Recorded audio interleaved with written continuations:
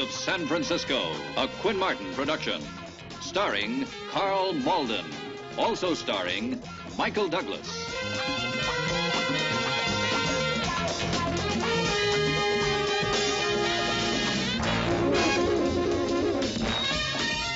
With guest stars Lou Ayres, Albert Salmi, Clint Howard.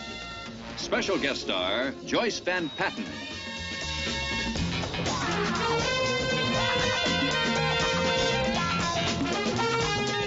Tonight's episode, The House on Hyde Street.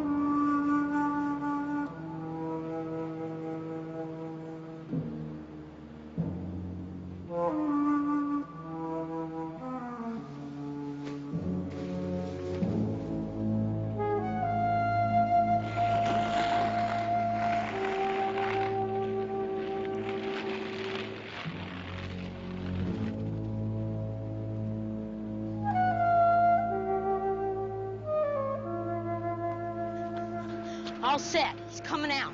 Sure? Sure, I'm sure. I saw him, didn't I? Let's put our boards away. Let's do it. Hey, Billy, we better let him drive away first. What's the matter? You guys scared? No. No. Let's do it. Hey, wait a second. He's coming.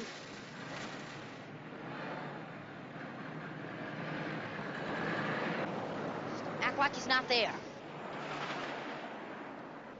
He never noticed us.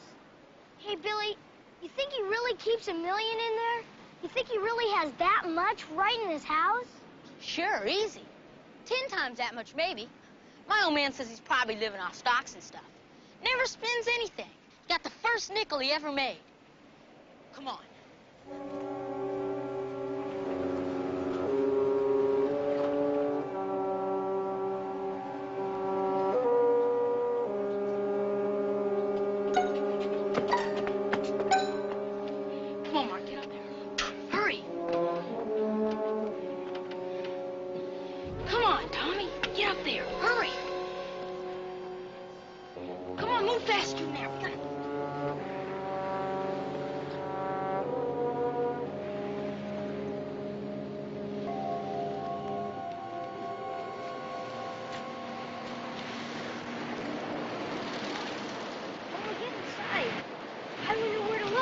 We look for a safe. It's regular money, we look for a safe. It's in gold or something. Try to find a box. A pirate's chest like. Yeah, an old trunk maybe. But isn't it like stealing? Oh, come on. Billy's dad said he's like a miser or something. Money doesn't mean anything to guys like that. Okay. But what about the other one? Everybody says there's 2 of them. Not anymore. He died. How do you know for sure? My dad said.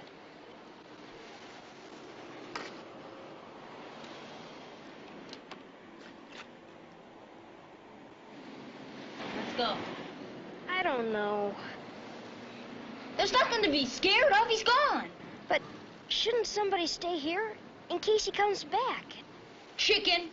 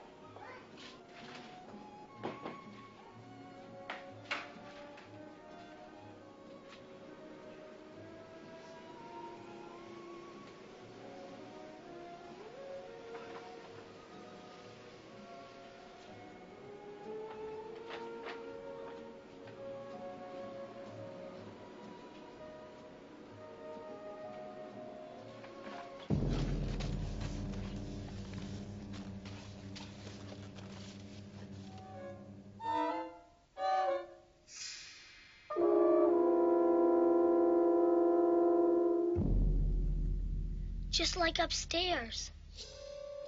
Guy must be crazy, all right. Keeping all this junk. We're not going to be able to find any safe, Billy. Not if we don't look. Still scared, aren't you? I just keep thinking about what your dad said. About that girl they found before. I told you, the guy that did that's dead. Besides, that was when my dad was still a kid. Come on.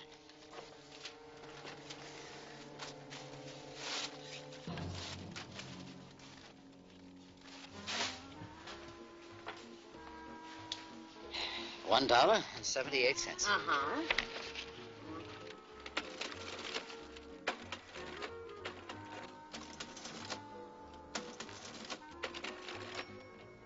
$1.78. You.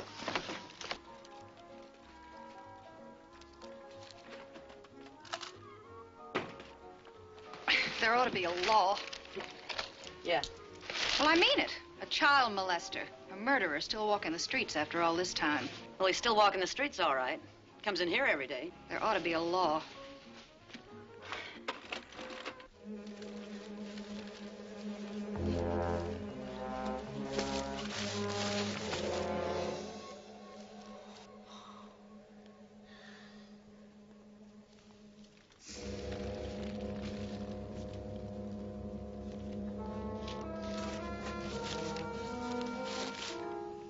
In case you meet any more bears.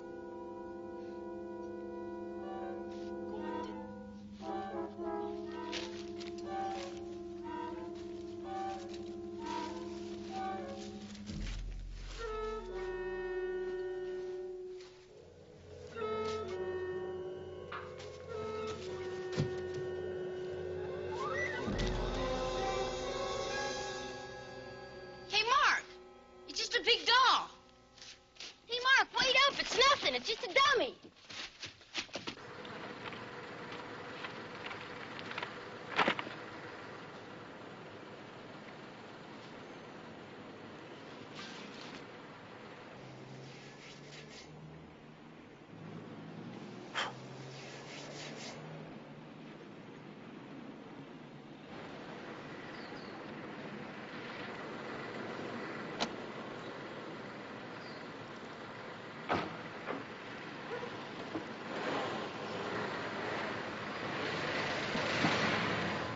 Let's get out of here, okay? But we gotta find the money.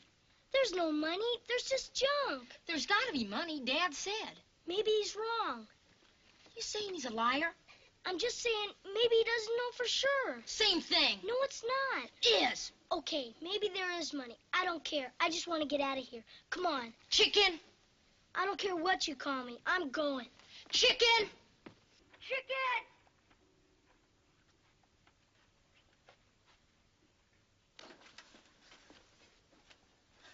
What's the matter now, Chicken? Quiet. I heard something. What? I don't know. Like somebody walking up to that door. I don't hear nothing. Shh.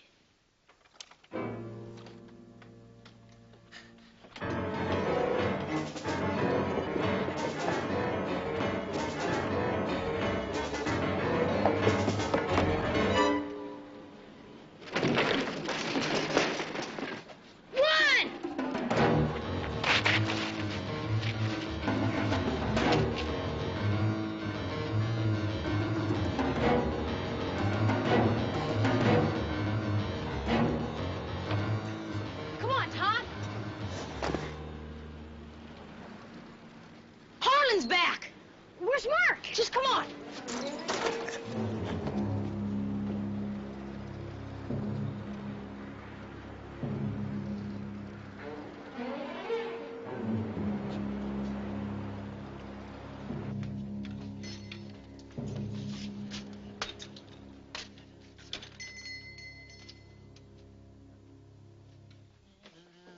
Tom? Tom?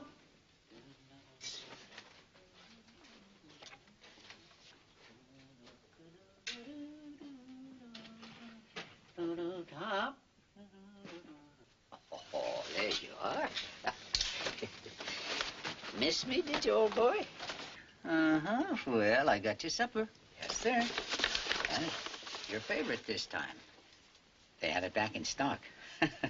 Oh, and I got something else. What about that? You know what that is? Well, that's off a 1934 LaSalle.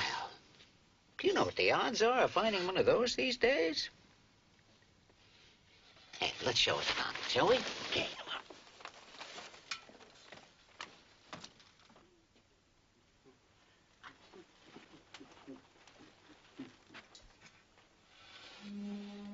Oh, must have forgotten to lock it. Donald? Donald?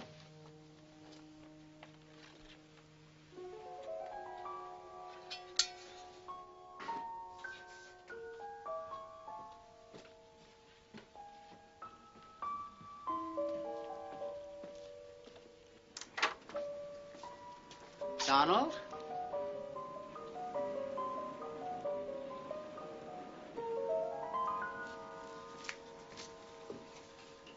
Donald? Donald? It's all right, Donald. I'm home. I'm...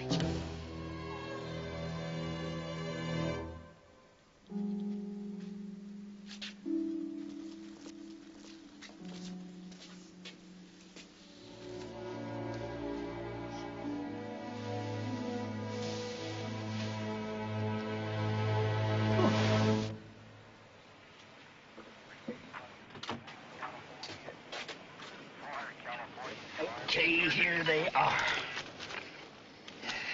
Get the giant score yet? No. Let me have that.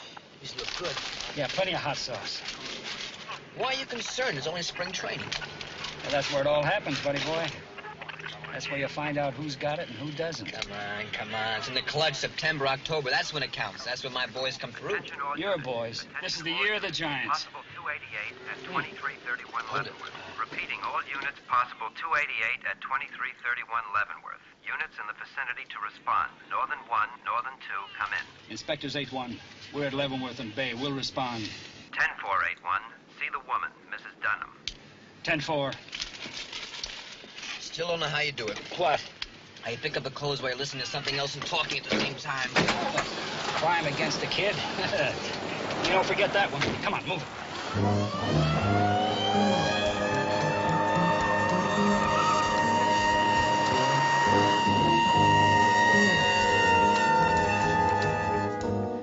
I know it's something awful. He'd never stay out this late. Mark's always here when I get home from work. Now, what time is that? 5:30. I get off at 5, stop for groceries, and Mark's always here. Has the placemats on, table all set. Ever since his father died. You say he usually plays with the same boys every afternoon? Yes, but I asked them both. They didn't see Mark today. Well, maybe we ought to talk to them anyway. Well, what do I do? What if you can't find him?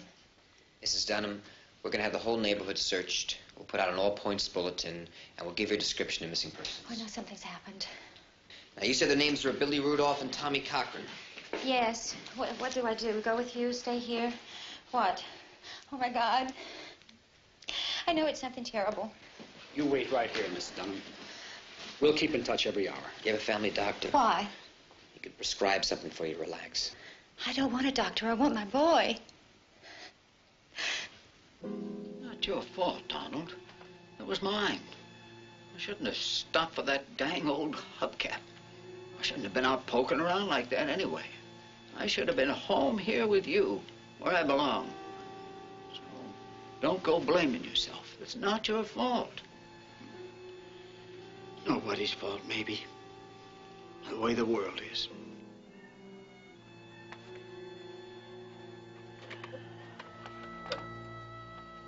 I'll be going out again now. Maybe a little longer than usual, but don't just sit there blaming yourself.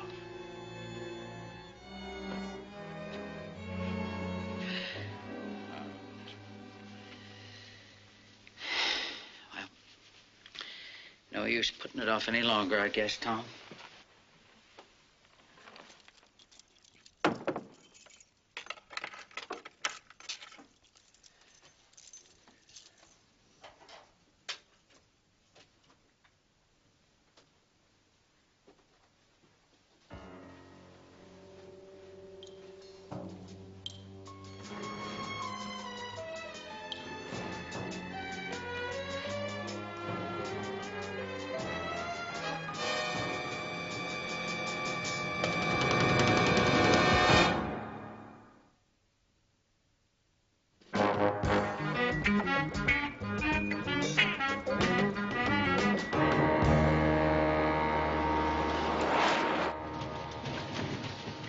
on Chestnut Street, right? Yeah. Turn left. 1637, about a block and a half down on your side. Now, which kid is this? Billy Rudolph. No, sir. I didn't see him after school today. Are you sure, Billy? Wait a minute now, just hold on. What's it take? He said no already. Look, the dame lives alone with the kid. I mean, she's got nothing to worry about but the kid. He's almost 13. I mean, he's not a baby anymore. You get what I mean? You can understand how his mother's concerned, can't you? It's after 11 o'clock. He hasn't called. If that was Billy... It wouldn't be Billy. Once is enough, right, Bill? Yes, sir. Did you ever do anything like that, Billy? Stay out and not tell your mother anything about it? Lieutenant, Joe is right. Just once. What happened? Where did you go? I don't see what this has got to do with anything. If there's anywhere the kids can go and play and forget about time, we'd like to take a look at it, that's all. It was last year, Lieutenant, when he was playing around that old house. What old house? The one on Hyde Street. You know, where those two brothers locked themselves up a long time ago. What was their name, Joe? Yeah, it was Edgerton and a couple of kooks. The house is near here? Oh, yeah, right on the corner, a couple of blocks. Do you boys like to play there? I guess so. I guess they do. Otherwise, you wouldn't have caught that whipping, huh? I don't go there anymore. What about Mark? I don't know. Well, you go to school with him each day. You see him. He would have told you whether he went up there or not. I don't know. Look, you guys are not grilling some hardened criminal, you know. I gotta be at the docks. I gotta shove off. Why don't you two shove off? I don't like my kids standing around here going through this all night. Mrs. Dunham doesn't like going through it all night either. Maybe your son can help. Okay. Billy, if you know anything, I want you to tell these men. Do you hear me? Billy, did Mark talk to you at school or on the way to school about going to this old house this afternoon? If he did, he might have gotten hurt, Billy. He'd want you to tell us. I think so. You think so? You think so what? I think he said something about going up there after school. But I told him I couldn't go. Me and Tommy, we both said we wouldn't go with him. I told him about what you said about it being dangerous, about the girl they found there. I told him not to do it. The girl they found there? Oh, yeah, that was a long time ago. She was, you know, and her neck was broken. Oh, isn't that right, Joe? That's right. One of the brothers did it, and they never made him pay for it either. I was just a kid. I remember how my old man got all steamed up about it. Everybody in the neighborhood was up in arms. I think I remember something about it. One of them died, didn't he? Yeah, that's right after it happened. At least that's what the brother says. You ask me, and that big one's still in the house. Why do you think that? Oh, people have seen things. Like what? Like lights going on and off, and Hollanders in there, like two men moving around on different floors, things like that. Okay. Thank you. We're going to go up and take a look. You better do more than just take a look.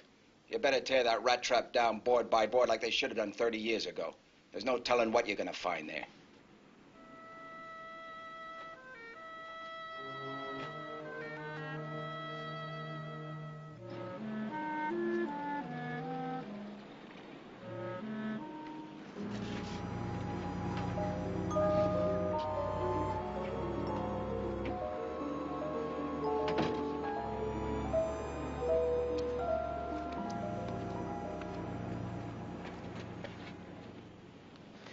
Want to stop by and see that other kid, Cochran? Oh, let's talk to the old man first. Those kids were playing there all right. The way that joker made it sound, no kid would want to miss what was going on there. Wonder how much that Billy really knows. Well, he knows enough not to tell the old man the truth. Hey, what a way to raise kids, huh? Spook stories and spankings. Was there any truth to that story about the girl? No, nothing anybody could prove.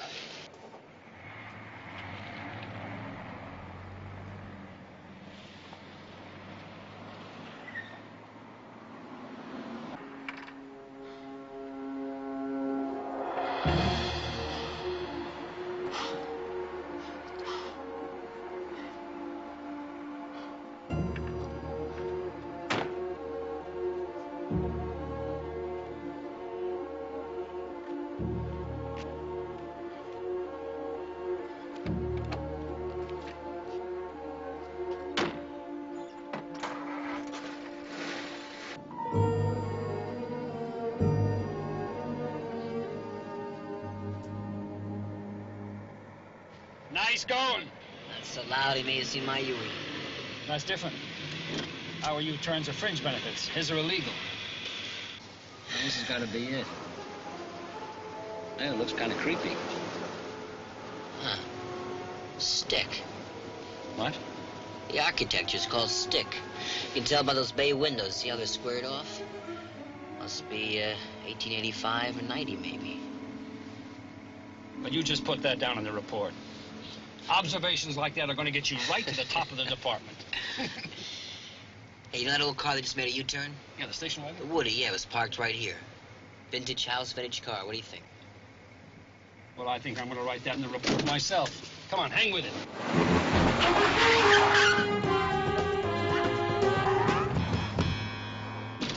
Pick it up.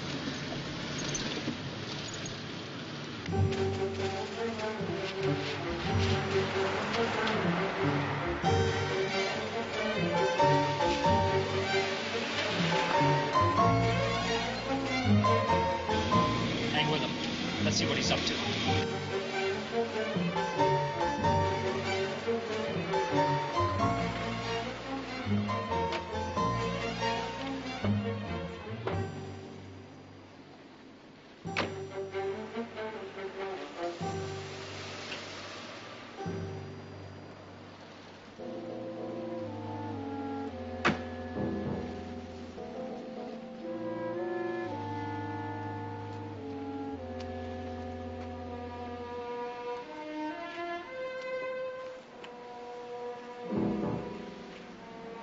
You got the flashlight?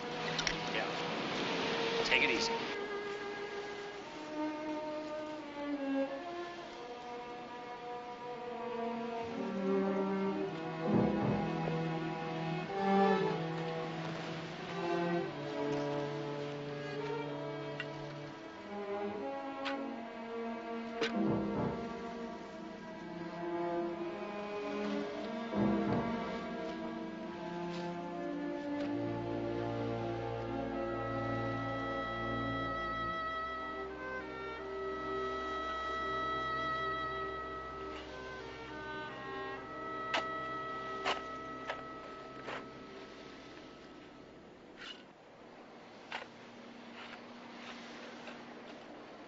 Hold it. Please drop the shovel. Are you Edgerton? Harlan Edgerton?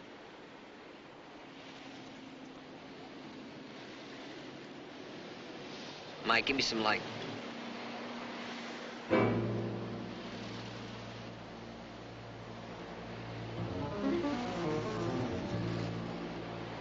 What are you up to?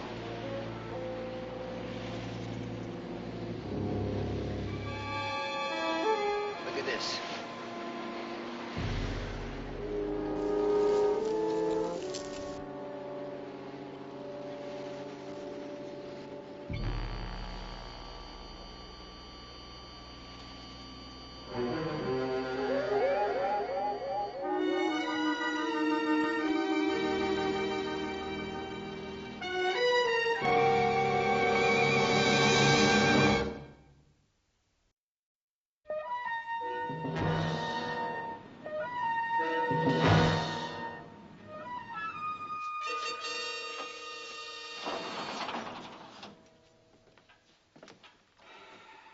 Mr. Edgerton, this is Mr. O'Brien. Mr. O'Brien is with the district attorney's office. Mr. Edgerton, I understand you don't want to speak to anyone. You have that right, of course, but I wanted to be certain that you've been made aware of the charge against you. The charge is murder, Mr. Edgerton. Are you aware of that? Mr. Edgerton, we're not trying to force anything out of you. All we want to make sure is that you know what is happening to you. You're going to be tried for the murder of that boy, Mr. Edgerton. Do you have an attorney, or would you like the court to appoint one for you? Okay, Mike, I'll get somebody on it. I think he understands what's going on. He's just not about to say anything. Did you get a warrant to go into the house? Yeah, Steve's picking it up now. Well, I'll be in my office all afternoon. Please. Please. Yes, what? Oh, we'll have to. No, please. Not without me. Why not?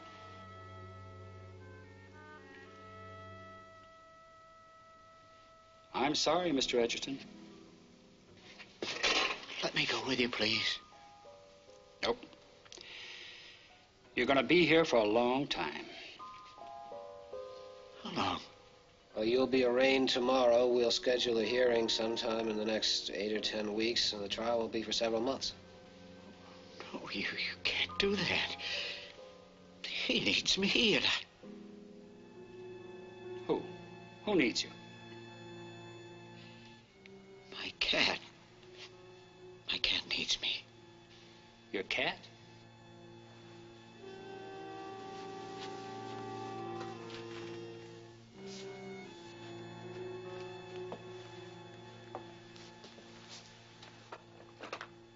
Mr. Edgerton, you had a brother. It was reported that he had died some 30 years ago. Was that report accurate? Is he dead?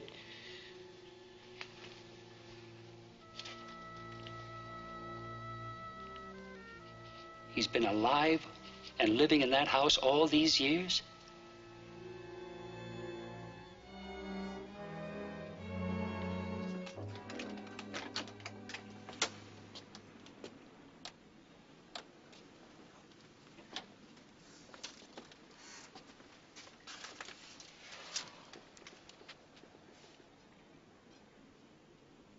I don't believe it. I really don't believe it. Rudolph said the old man collected trash. Looks like he imported the whole city dump. I don't know, buddy boy. There is junk, and there is junk. Yeah, but this is bananas time. I mean, this old guy is totally out of his tree. And my guess is that when his brother wouldn't go out into the world, Harlan decided to bring the world into him. Yeah. See, there must be a staircase around here somewhere. You go look that way, and I'll see what I can find over here. Better take a road map.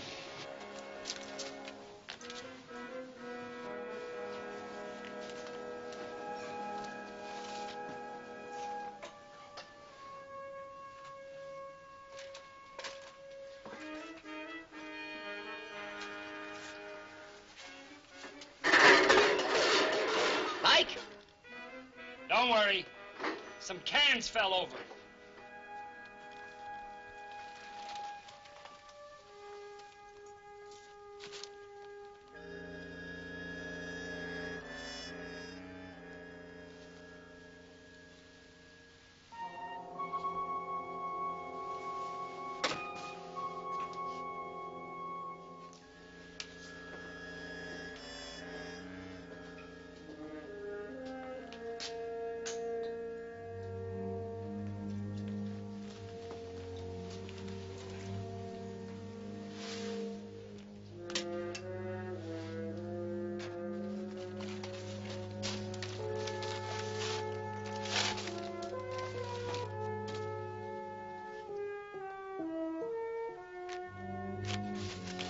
Mike? Yeah.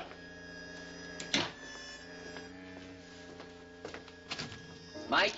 Hmm. Found the stairs.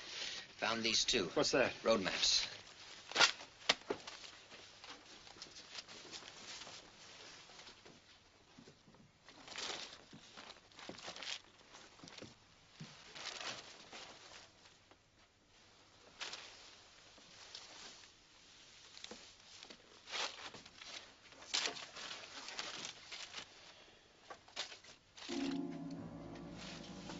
Come on, let's go.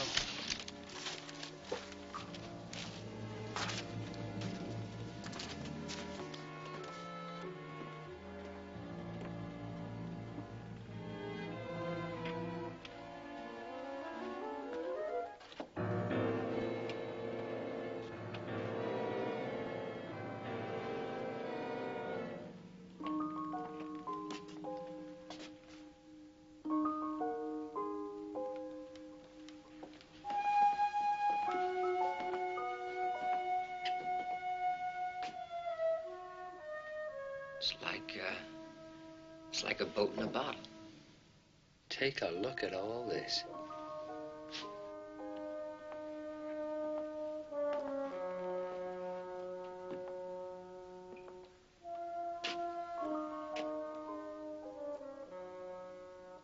It's a playroom. King-size nursery.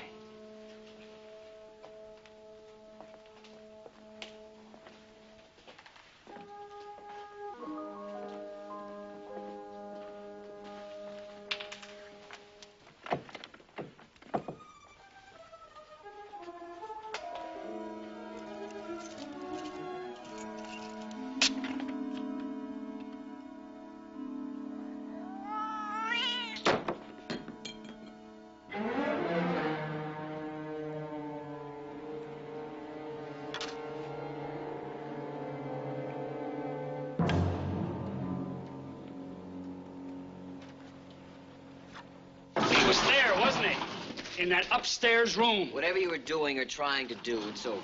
We went through that whole house. We know that 2 of you were living there. Now, did your brother kill that boy? No, he didn't kill him. Did you? No. Well, he was dead. You were trying to bury him. I had to. Why? Because. Because if you said anything, we know he was alive? Why did you want the world to think that he had died? Was it because you thought that he had killed that girl 30 years ago? No, I never thought he killed her. Then why? Well, it was people, that's why. All those people. They thought he did it. There were threats, letters, calls. Just people. It was all over when he died. So he stayed in that house for 30 years? 32. You see, he was aboard the USS Oklahoma when it was sunk at Pearl Harbor. He was a lieutenant commander. What he saw, what he went through, he never got over it. Came home from the hospital, drew all the curtains, wouldn't go out, wouldn't let anybody in except me. And I brought on some of that myself, I guess. I didn't mix with people very much. I kept to myself, my books. Anyway, when little Tina was found in the lot next door, they were all ready to say it was Donald who killed her. Tina? You knew her? Oh, sure. I knew all the children then. I worked in the library. I used to help them find their books and reference materials for reports. People put that together along with Donald's size and his strength and his strangeness. They said it was murder. Do you know for a fact that he didn't kill this Tina? I answered all those questions 30 years ago, Lieutenant. Forgive me for having to ask you those questions again, but I wasn't here then. I was somewhere in the Pacific trying to do something about what happened to your brother at Pearl Harbor. We're trying to help him now. Mr. Edgerton, are you sure that your brother didn't kill either of these 2 kids? I used to think I was sure. This time, I don't know. Well, where did you find the boy? In the attic. Was he with your brother? Yes. But he didn't do it. He couldn't have. That's not for us to decide. We've got to bring him in. Now, will you help us and give us a description? Oh, he won't go with you. That's why he ran away, don't you see? He's frightened. He frightens so easily. Well, right now there's a lot of parents that are frightened, and we got to get them. Oh, would you take me with you, please? I can talk to him. Nobody else can. Please. Get up, Brian.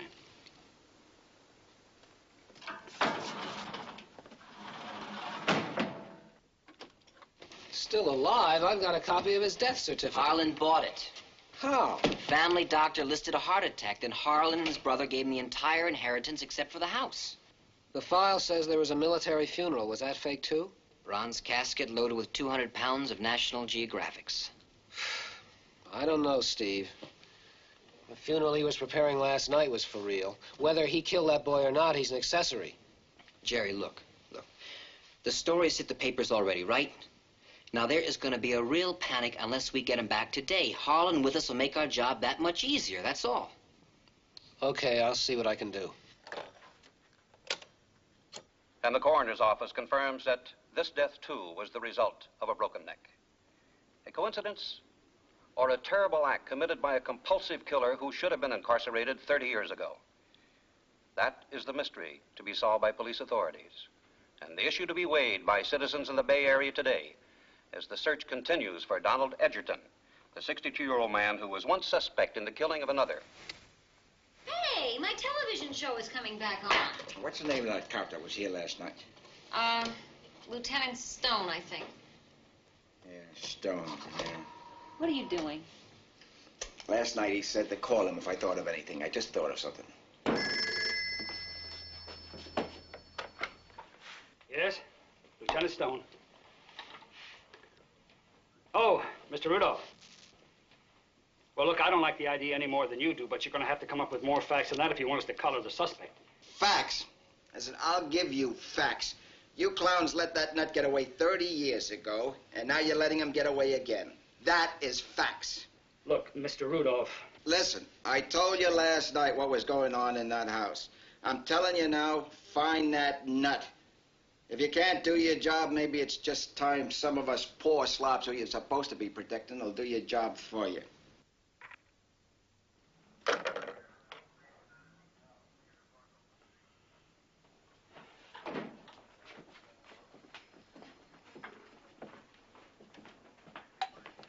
Listen, I got something Never here. mind. Just got a call from Rudolph. What? A fellow like that can make your day for you.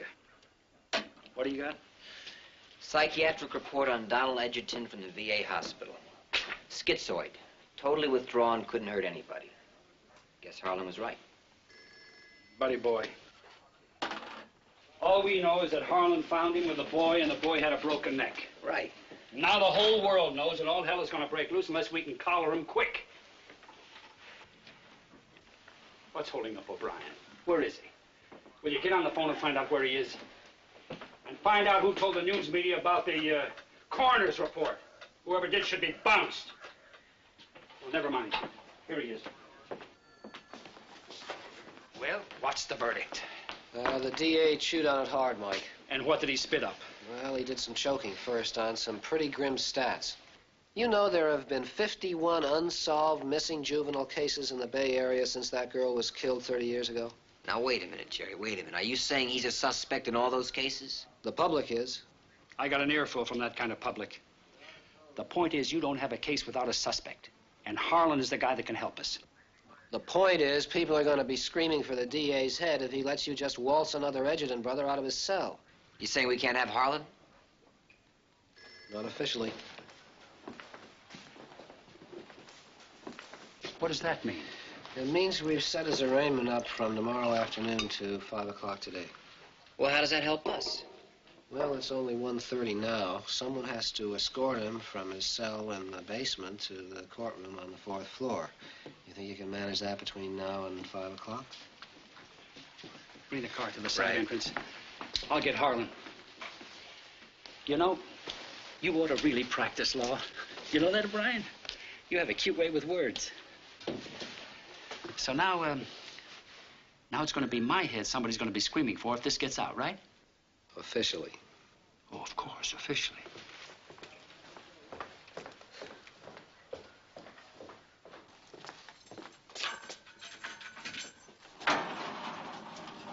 Lieutenant? Yeah, you can come out now for a couple of hours anyway. Oh, thank you.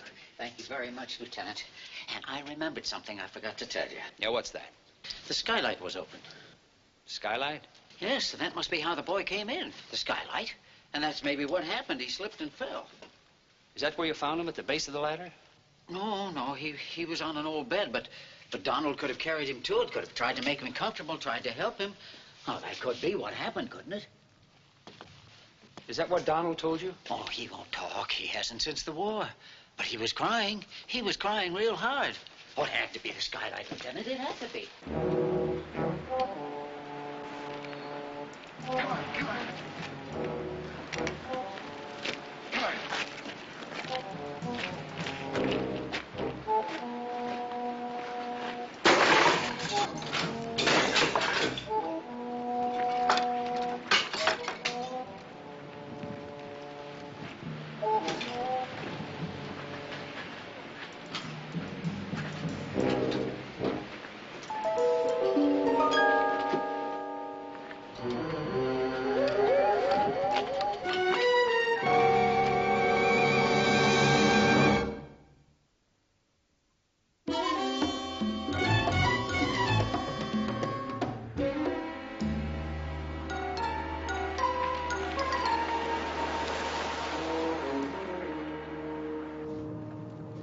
Look, don't stop.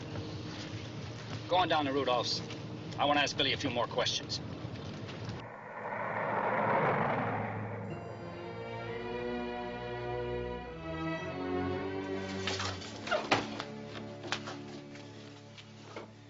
Hey, Joe, look at this, an iron girdle. We're not here for that. Well, he knows we're here. Junk. All right, let's go downstairs and find him. Hey, Joe, come here. You know what they had to do? They had to bring that up here piece by piece.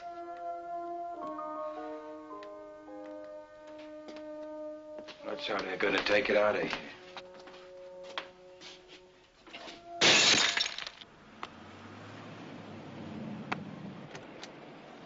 Hey, that was a good catch, Billy.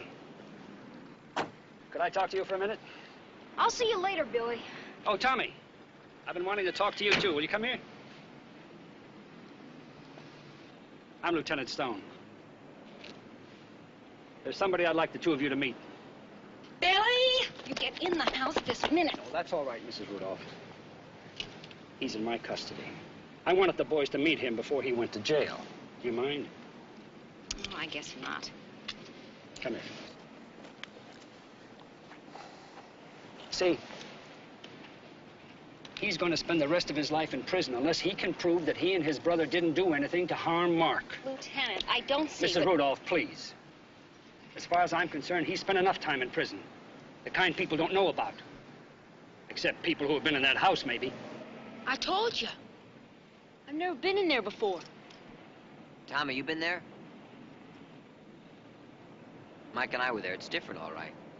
But there's a reason it's like that. You boys ever hear of Pearl Harbor? You did? Well, Mr. Edgerton's brother was on a ship that was bombed there. It was a pretty awful thing, a kind of thing that could make you afraid. It was so bad that you could become afraid for the rest of your life. That's what happened to his brother. That's why he wouldn't leave the house, because he was afraid. Billy, you been afraid? Everybody is sometimes. That's right. When you're afraid, you don't act the way you normally do you? I guess. When was the last time you were afraid, Billy? Tommy? Was it when you were in the Edgerton house? Come on, Tommy, look at me. Or was it when Billy told you not to talk about it? Lieutenant, I really don't see what this is all about. Now, I know you're calling Billy a liar. Well, I'm going to tell you what it's all about, Mrs. Rudolph. I'm afraid. I'm afraid that these two boys are going to wake up someday and become men and remember what they did to this man and his brother. And then suddenly realize who the real criminals are, and I think you ought to think about that, too. Well, okay, fellas, that's about it, huh? Billy, we gotta tell him. We gotta. Now, you were there with Mark, weren't you? I don't know what happened. I was up on the roof waiting, and I waited a long time. And then I heard this loud crash, and Billy came up alone. Up the skylight? Yeah, and Billy said that if I ever told... It was an accident, Billy. It was an accident. We saw him and we ran. And Mark fell off the ladder. I didn't wait for him. I was scared.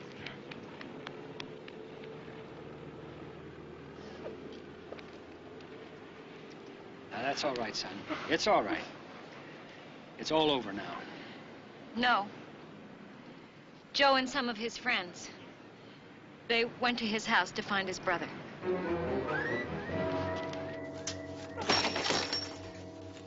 Get the car seat from the truck. If he's in here someplace, we'll burn him up with the rest of the junk. Okay. What's he doing out of jail? Rudolph, you get out. Get out. He's making room for you. You're under arrest. What charge? Breaking and entering destruction of private property. Would you like to add resisting arrest? Now get out of here. You two, both of you, take him out.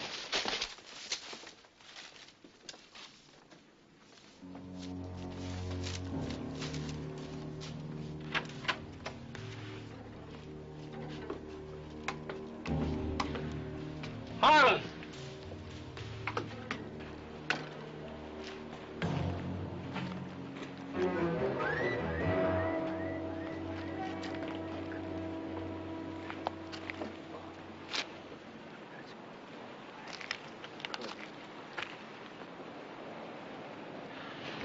The coop. Yeah, been there all the time. And you knew?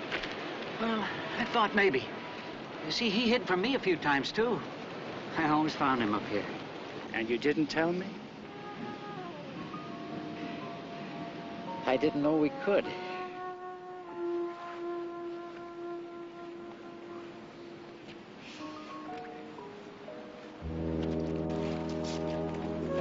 Donald. It's all right, Donald. It's all right. He's a friend.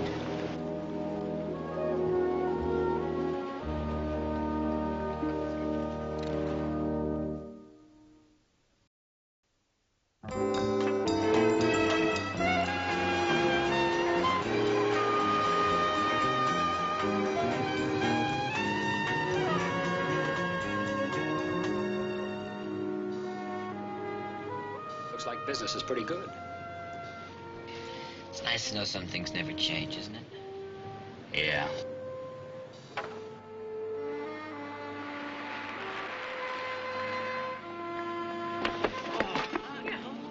Yeah,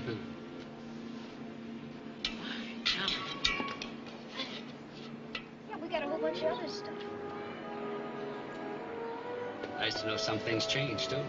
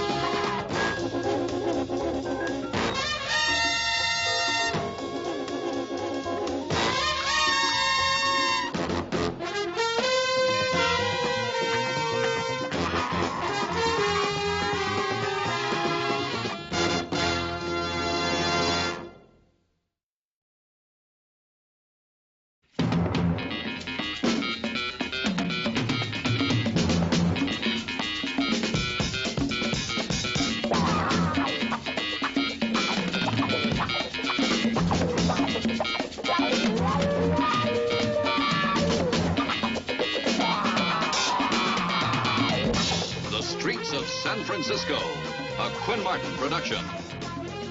Starring Karl Malden. Also starring Michael Douglas.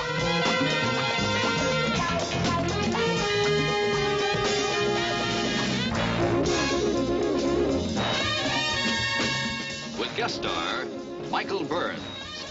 Special guest star Brenda Vaccaro.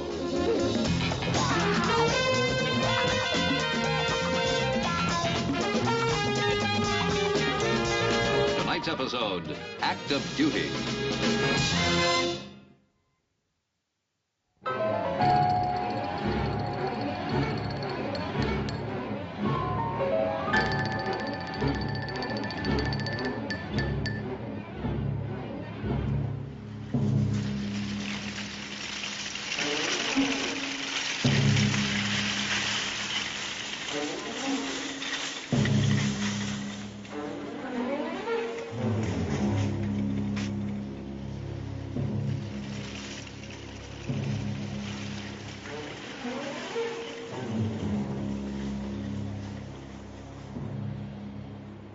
There's Lessing.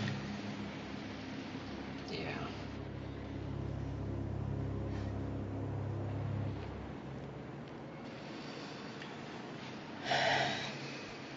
Doesn't matter how many times you've done it, it still makes your skin crawl. A loose screw sitting out here somewhere in the dark, or walking around in that market watching women, and they don't even know he's there. Gotta hand it to gals like Evelyn. To be bait for a rapist? I wouldn't do it. Don't have to worry, buddy boy. Not with legs like yours. Mike? Yeah, Lee. Closing time, down to one line. But I think Evelyn may have a live one. Okay, stick to it.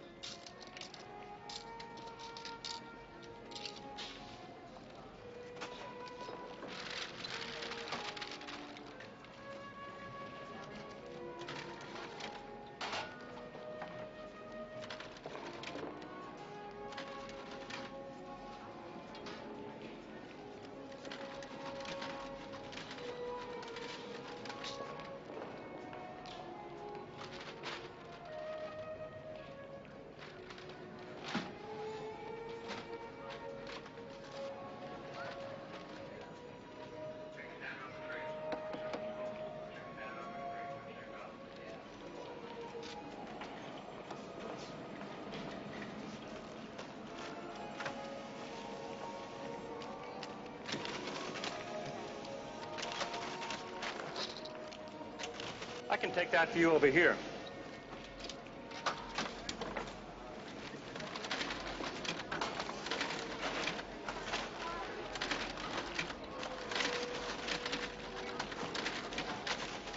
Let's see, that'll be 50 cents for the berry rolls, Lieutenant, and 29 for the orange juice.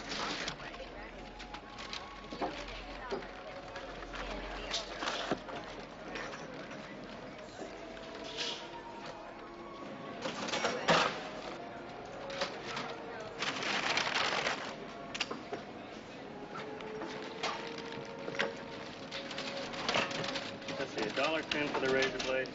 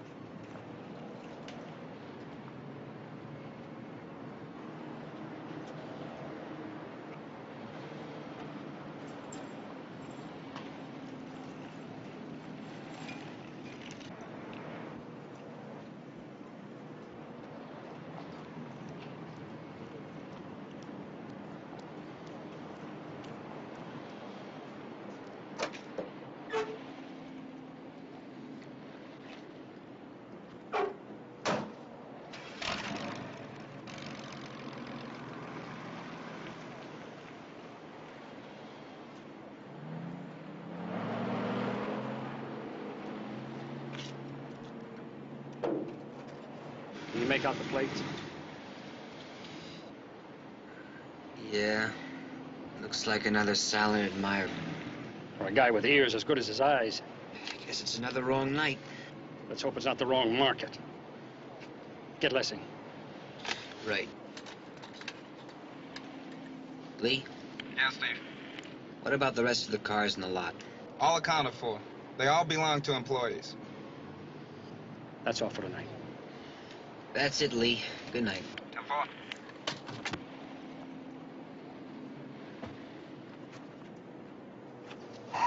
Relax, relax. It's all over. Thank you, Steve. I thought that guy on the register was checked out. Everything but his IQ. Well, the one following me fit the general description our witness gave us. You think it was him? Well, we're not going to find out tonight, that's for sure.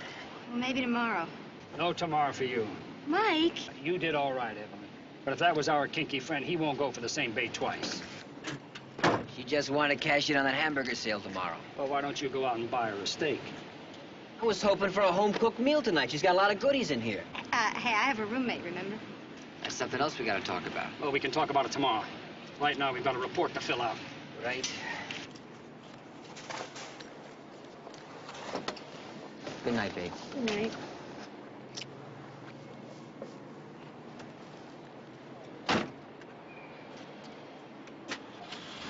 Hey, lock it.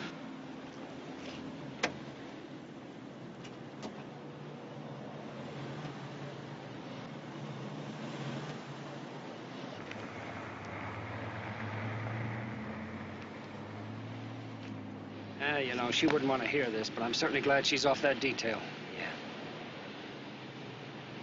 Yeah. You know, I guess I'm old-fashioned. I don't know. I just don't think this is woman's work.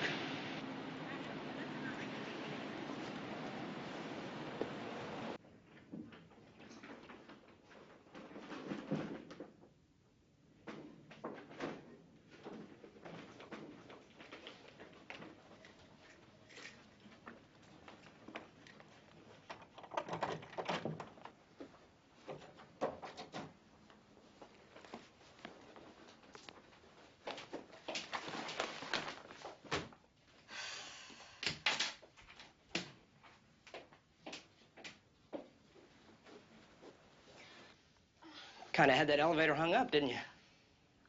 Oh, yeah, I'm sorry. No problem. No problem. Thank you.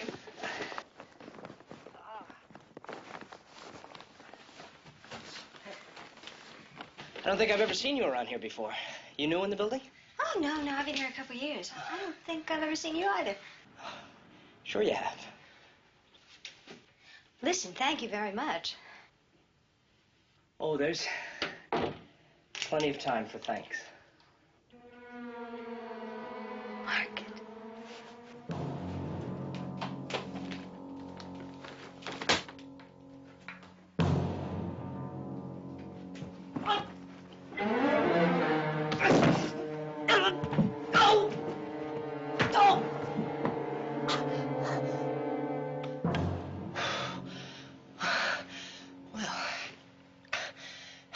Something for a law lady. And cute, too. Well, real cute. You and your friends were figuring on trapping me tonight, weren't you? Well, that's the way it is with traps sometimes. They just snap those old teeth right back in the person trying to set them. You scared? And I bet you fight real good, too, don't you?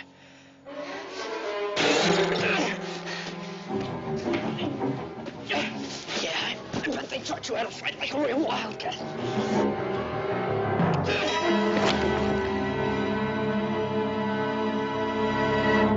And so, dear Lord, we ask that you give our sister Evelyn, who served the armed forces of this country and the police department of this city, and who gave her life in an act of duty, a peaceful rest in this grave until the day when you, the resurrection and the life, shall raise her up in glory.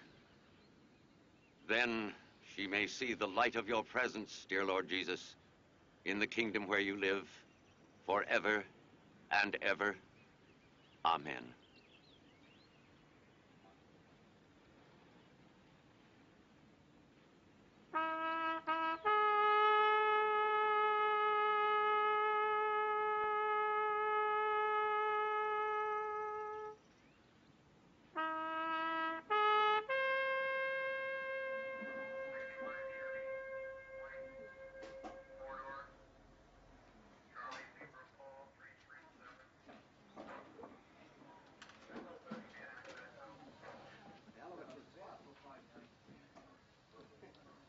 Come in, Evelyn. You did it, Mike. You gave me duty. Well, it was your record and your request. Yeah, but it was your decision. I don't know. Working a stakeout, I finally feel like I belong. Thanks, Mike.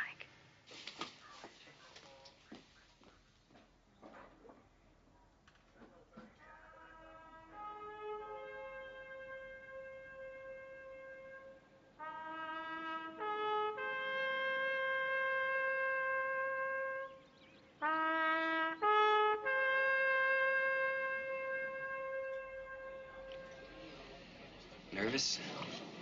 Yeah?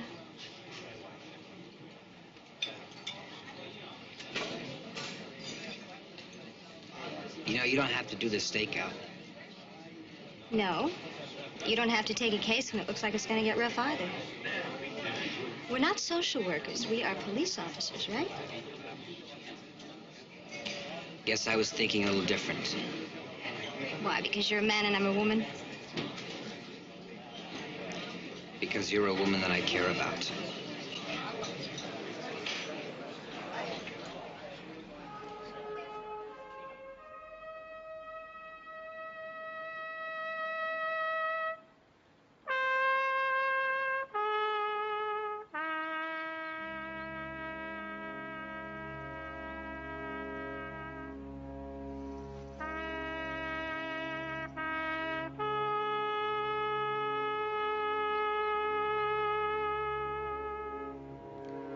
You okay? She was my only friend. In all my life, my only real friend.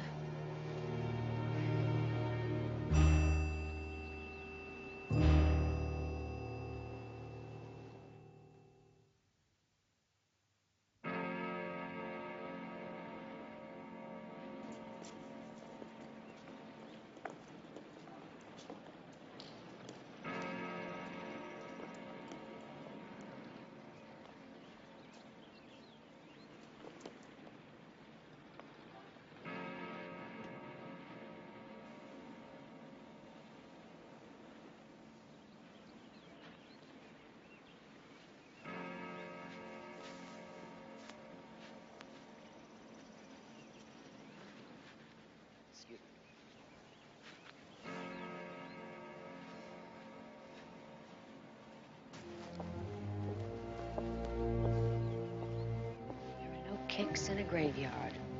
You hang around here and keep dropping pills, and you're on your way, she said. Evelyn?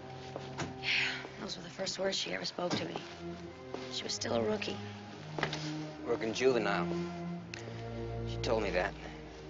You know, I thought I was getting busted. But she just kept talking to me like she was a friend. And like somebody who understood, you know? Somebody who cared. She didn't book you. Instead, she took you home. She did it more than once. We shut our eyes to it because we knew she was getting through. Yeah. She got through all right. Evelyn changed my life. I owe her for that.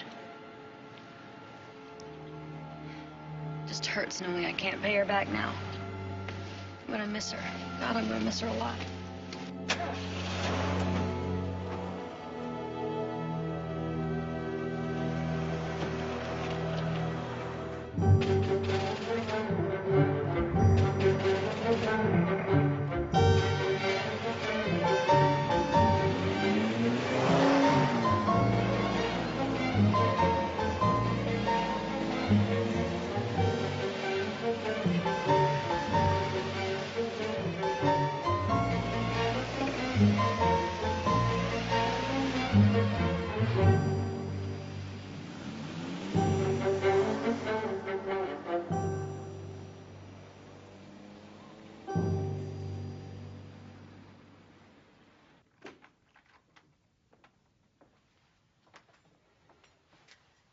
Thanks, Mike.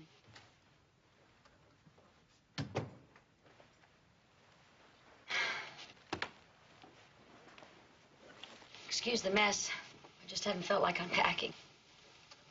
Well, I'd like to see you completely out of Pacific Heights. You know, this is the same area of the 3 victims. Yeah, I know it. I'm just hoping I luck out. I hope he picks up on me one night. Sherry, no overtime. Only what I'm paid to do. Only what you're told to do. Mike, I'm on this case. Don't tell me any different. Sherry, maybe you're too involved. I only want to do what I've been trained to do. And as far as involvement is concerned, I think we're all pretty involved. Mike, you put her on that duty. You were hung up on her, Steve, and she happened to be my best friend. Involvement isn't the issue. It's who's best qualified and most experienced. Well, Evelyn was one of the most qualified people in that department and one of the most experienced, and it didn't help her. Okay. We'll talk about it later. We gotta go. Lenny's waiting. Who's Lenny? He's a shrink we're working with. Before we go any further, we want to make a complete profile on this scum we're after. Lock it.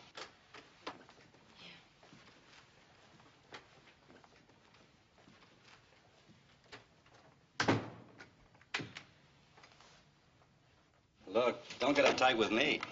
You don't know who he is. He doesn't understand his problems. And you're asking for 8x10 glossies with thumbprints? I mean, come on, Mike. Well, what about his M.O.? Doesn't that tell you enough to translate for us? What, the corner market? Well, that's a natural, a regular game reserve.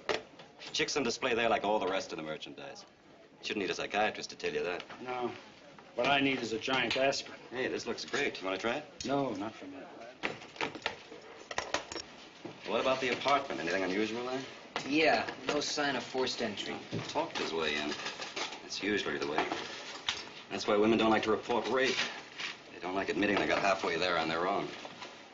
Look, sorry, man, I forgot you were seeing her. Can I have the pepper, please?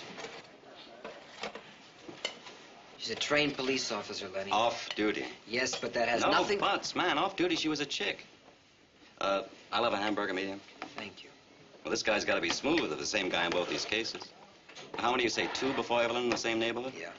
And with 1 in 20 reporting a rape, no telling how many other victims he left behind choking on their nightmares. Okay, you say he charms them, which squares with what the one girl we've talked to said. She let him unload her groceries, and then he loaded her into the car. But how does a guy who's obviously as intelligent as this dude is, how does he become such a freak? Well, if it's a profile of a rapist you're after, intellect isn't relevant. Then what is? Primarily his hatred toward women. A twisted view of sex. Sadism? Sure. Masochism, sure. Perversion, sure.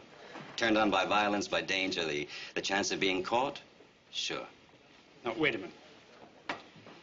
Are you saying that this guy is smart enough to get one of the best women on the force to let him into her apartment, and then dumb enough to chance getting caught? We're not talking about a rational mind. This is a man who's both psychotic and schizoid. And when you're dealing with those two aberrations, you've got an infinite variety of behavior patterns. Wait a minute, Lenny. English. Simple. Okay. In the beginning was childhood. Very good. His, the rapist, must have been a bummer. A domineering mother, maybe even seductive toward him. Weak father, if any. So he builds up a whole push-pull thing about sex and authority. He wants them both, but he can't handle either one of them. He has normal physical needs, but he wants to be punished for the worst act he can imagine. So there's a violent reaction in here. And it has to find a violent means of expression, you dig? Look, it's awful to say it, but Evelyn, being a policewoman, probably gave this guy the biggest high he's ever had. Okay. Okay, Lenny, thanks.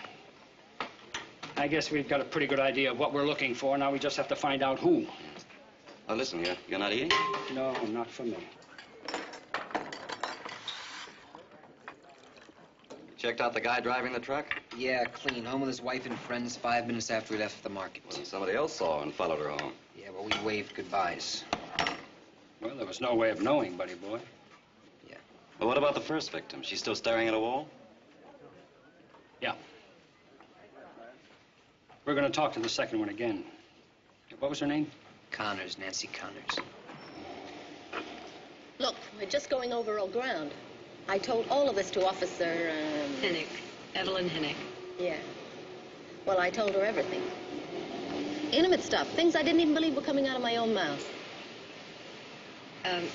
Miss Connors, well, can I call you Nancy? Yeah. Do you want to stand on formalities with the kind of nitty-gritty you're after? No, I guess not. Your description of him, it was pretty vague. You said he was in his 20s, medium height, dark hair. Could you be more specific? Look, I'm glad I can't remember. I'm trying very hard to forget it. It wasn't very pretty. I'm sure it wasn't. But now that you've had time. It was dark where my car was. And he hit me as soon as he knew what I was... I should have stayed in Libya. Where? Oh, I've been working overseas for the past 8 years. Oil companies like this one. I see. You said when you fell, he hit you and then he kicked you. Is that right? You know, it left quite a mark. So it must have been a pretty heavy boot. Boot? Yeah. Wait a minute. When you talked to Evelyn, you didn't say anything about a boot. Didn't I? No. Well, it was a boot, all right. What color boot? A black, or maybe dark brown. Do you remember what kind? I mean, was it mod, cowboy, hiking? I don't know. Leather. Yeah, leather and laces. You told Evelyn that he kept saying O.P. really likes you. Is that right? Yeah. Could it have been O.B. or Oli? It was O.P. I'm sure of that. Isn't it funny? I just remembered another time he said it. What? He said, O.P.'s off base now, baby. O.P.'s off base. Off base. Are you sure? Yeah. Look. I haven't helped you very much, and I've said all this before, but... Not quite all of it. Thank you, Nancy. I'll walk you back across. I have an umbrella. Thanks.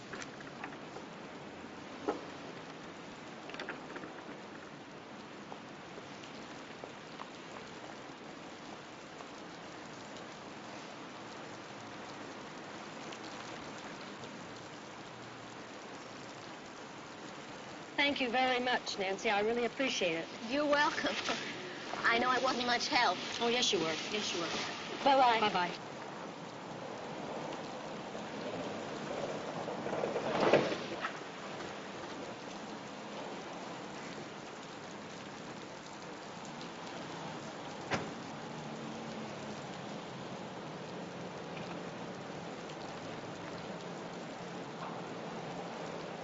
Okay, Mike, what do you want me to do? Sit home and crochet a sweater? Wouldn't be a bad idea. You might get cold working as a meter maid. Now, look, Mike, a woman is going to talk more openly about rape to another woman than she is to other fellas, right? Okay. So we're a couple of thrill seekers. Now get home. Before I tell you what I got from Nancy Connors, or do you want me to phone it in? Get in. Hurry up. I'm coming.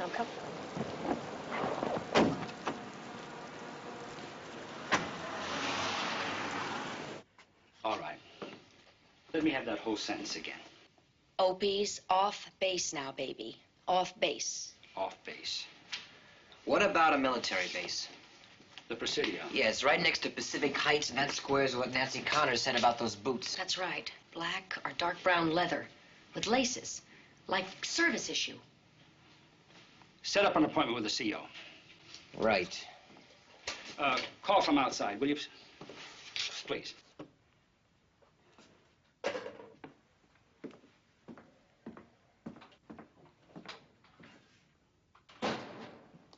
Sit down. Okay, here we go. You're the 1,000-year-old wise police lieutenant, and I'm the 27-year-old rookie, and it's lecture time. How did you ever get into the academy? Truth is, I was rejected. If it hadn't been for Evelyn, I never would have gotten in. Look, Mike, I don't know what's up, but if that Presidio lead comes through, I got it. Sherry, listen to me. And there's another thing I want to say, too. Everything I feel is on trial here, and you're a one-man jury. Listen, Sherry. If we need another woman officer on this job, it's going to be Claudia Cole. No! That's just not fair. Wait a minute now. Whoever promised you fair in this job? Or in life? Is it fair that Evelyn is dead? Is it fair that people get stabbed, shot, and robbed? What's fair?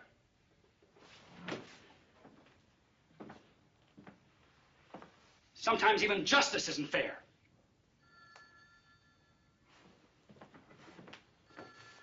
Claudia is up because I say so.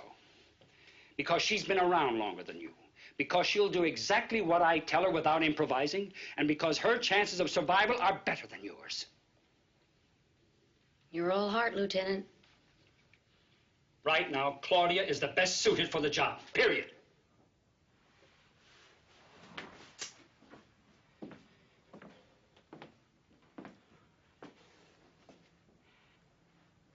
And someday, I hope to be able to say to another rookie that Sherry is the best one for the job. Thanks. Is that all, sir? Oh, Sherry. Is that all? Yeah, that's all. Thank you. Thanks a lot.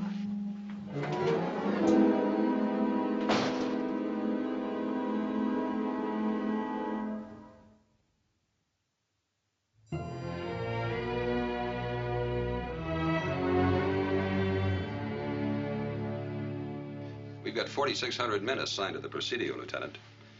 Inspector Keller gave me enough to start wheels turning on all of them. And nothing's turned up yet? No one named Opie. No one with that nickname.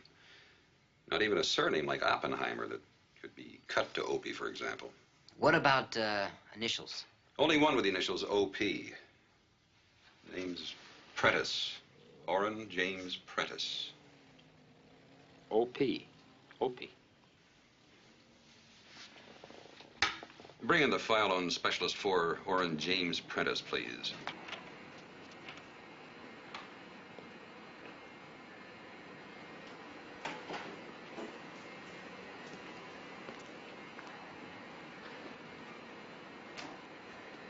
Morning. Good morning.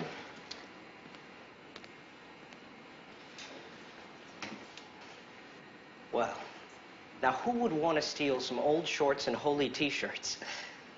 That the right machine? Yeah, I use the same one every time. I've never seen you down here before. Usually at night. Well, I guess I'll have to revise my laundry schedule. Don't bother. Hey, let me get that.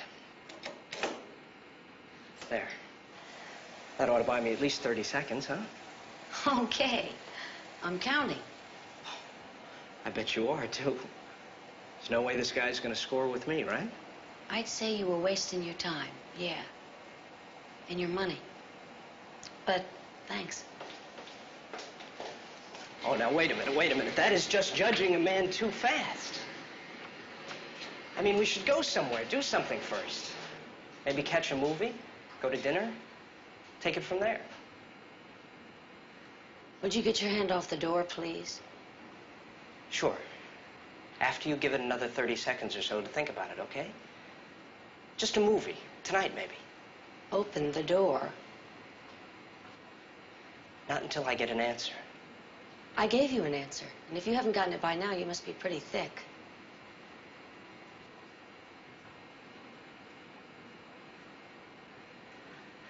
I mean the answer I want. Sherry? Come in.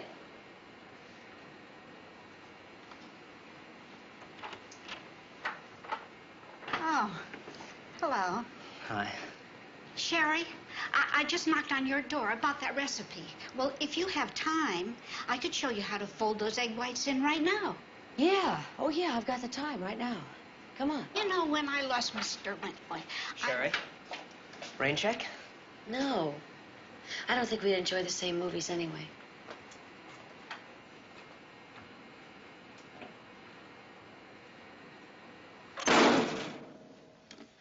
Psychiatric report. Colonel Frawley, would you have his complete history? Certainly. It's kept at Letterman General Hospital. It's one of our support facilities. Now, could you arrange to have the psychiatrist meet with us? Right away. His name's Dr. Frank Kamer. Guess I'm gonna have to believe what they say about the new army. We've only been here an hour. Well, I've got rank, staff, facilities, and 3 teenage daughters. I'll call Dr. Kamer. Off all of his tests, I'd have to say that you're talking about a man with that kind of potential violence, yes. Then why does the Army let a man like this run around loose? Those are personality tests, Lieutenant. They're indications, tendencies. And we don't have any more tangible evidence that the man is a rapist than you do. Tell me, Frank, any father in the picture? Cut out early, a boozer, gambler. The mother told Orrin the old man was a bum. Well, if he hates authority, why'd he enlist in the Army? Most rapists are schizoid. Well, that's that push-pull thing, huh? Behavior, personality, goals, all completely unpredictable, like life. And death. Was she coming in? Nope. No, what do you mean, no? She's split. Where? I don't know. I'm checking the airlines, immigration's checking passports. So who's that? One of the victims, Nancy Connors. Great. The only girl on earth who can identify Prentice for a jury. She worked overseas for 8 years, has lots of friends, could be anywhere. 24-hour surveillance on Prentice. Colonel Frawley will take care of him when he's on the base. The minute he steps off, our men will tail him. Wait a minute. Are you sure this guy doesn't have a record? I've seen him before. You have. That night at the market, remember? The character standing next to me buying razor blades, remember? No, that wasn't where it was, but that's how he followed her home, right? I guess so. You know where it was? Where? He was at the funeral. Just as we were leaving, you and Sherry were walking in front, and I bumped right into this guy. He didn't say a word, he just stood there. I'm sure that's his face. Does that make any sense? Perfect. Maybe, if we've got him pegged right. Oh, I can see it. Hoping that someone would recognize him. Of course, knowing that no one would. Knowing that he'd gotten away with killing her. He must have gotten quite a kick out of that. I want him, Mike. Steve, he's a sick man. He needs help. So what do you want from me, huh? Who's gonna go help Evelyn?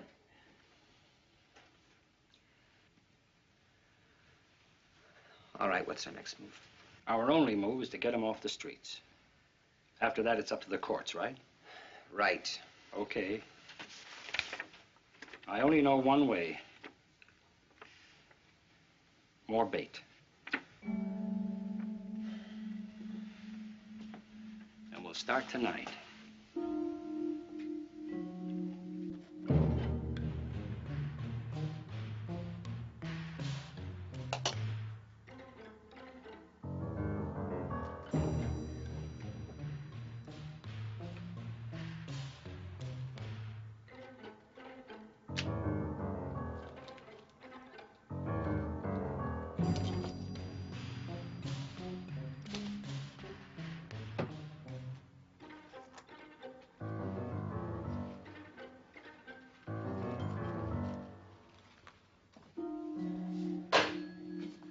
Prentice got off the base early before Frawley could get anybody on him. Well, what about our men? Didn't get word in time. Got through the scene. Well, place units on all the logical targets. Well, that's going to take some people. You still feel the same way about Sherry? You think I'm wrong? No, I think you're right. I just know that she's going to ask. Well, then she's going to get the same answer. She's too green.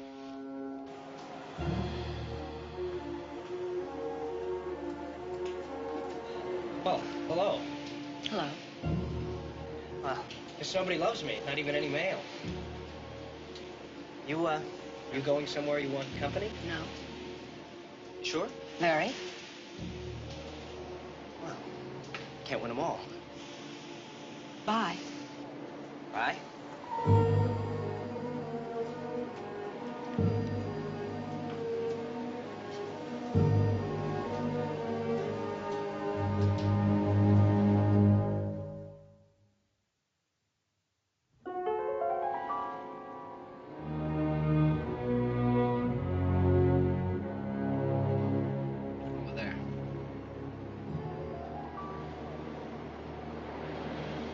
Fishy about that one. Can you make out the plate? Wait a minute, we're looking for a convertible, right? Yeah, never mind. The license is California, BZE 298. Now it looks more like 011, maybe 017. All the places to park.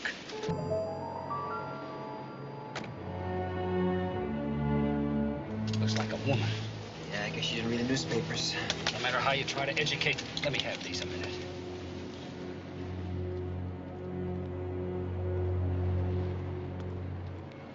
Damn. It's Sherry. That's right, Sherry. And if you were right about Prentice being at that funeral, then he must have seen her with us. Listen, if she gets in there, he's gonna smell steak out for sure.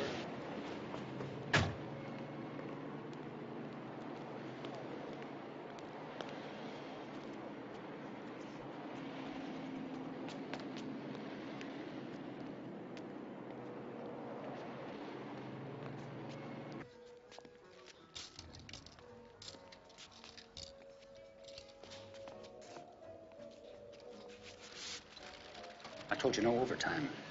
Now, come on, Mike. I have a right to shop when and where I please. Outside. Now, wait a minute. You don't have a right to come...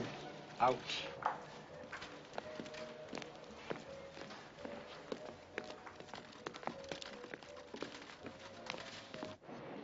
You're sure?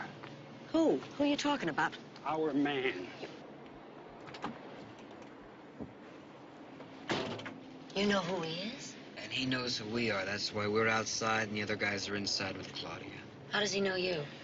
Saw us and Evelyn got killed. Now he may have seen me with you. You know what a control situation is. Well, yes. Well, you may have just blown it. I'm sorry, Mike. I didn't know. You didn't know enough to follow orders. You didn't know enough to listen. You didn't know enough to think that this department could handle this situation. I said I'm sorry. Sometimes sorry doesn't make anything right.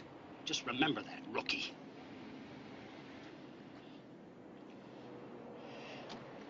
I'm going to get in Lessing's car. Take her home.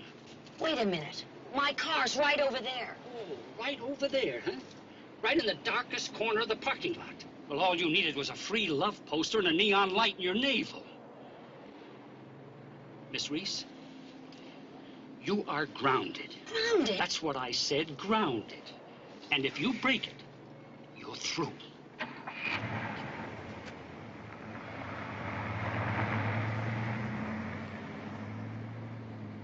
He's the worst kind. The worst kind of what? You know what. Me, Tarzan, you, Jane. Sherry, he's a cop. So am I a cop. That's right.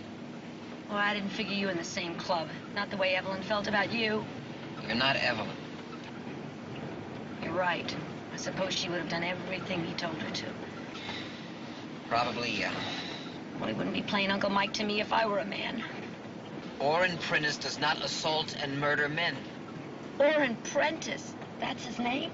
Yeah. Colonel at the Presidio gave us his file. One total freak. He is in the service. Till we get him, yeah.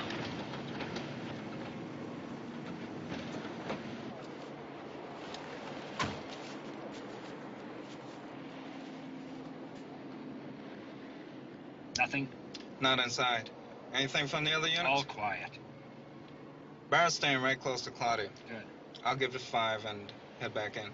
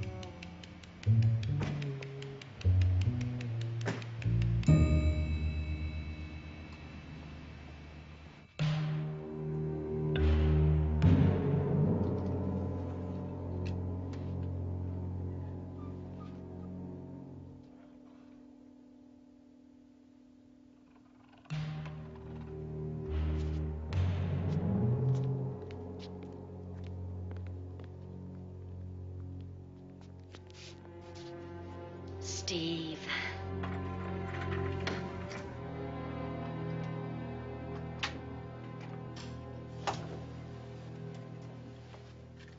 That's a bad lock. You can open it with a credit card. Have it changed, all right? Get a bolt installed. Well, I never felt so dumb in my whole life. All that training to protect other people, and here I am with my own private security patrol. Stop putting yourself down, okay?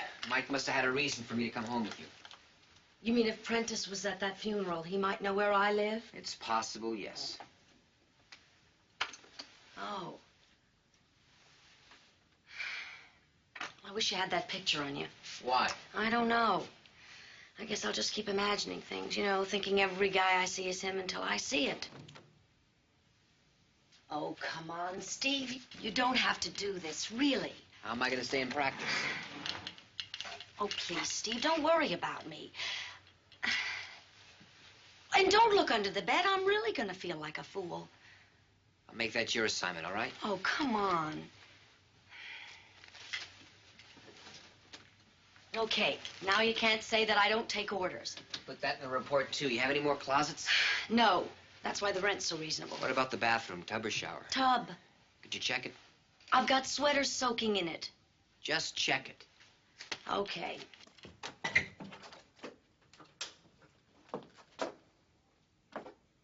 All clear. All right, well, I'm gonna head back. Okay. I'll be getting an earful, too. Steve. Yeah. Thanks. You're welcome. Look, why don't you put the chair in front of the door tonight, and in the morning, get the bolt installed? Yes, sir. All right, sir. Good night. Good night.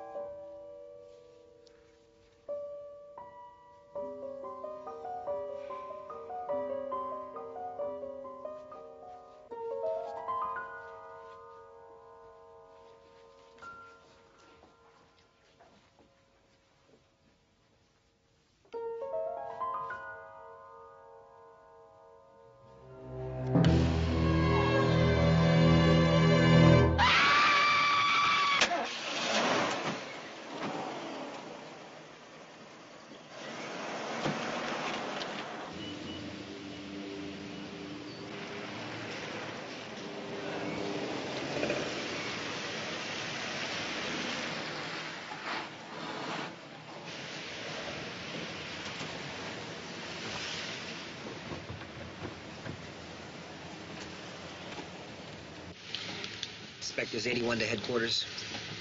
Alert all units vicinity of Pacific Heights area. It's at 10:30 at 421 Terry Drive. Vehicle registered to rape suspect Prentice. I think he's in apartment 212. I'm going in. Send backup units.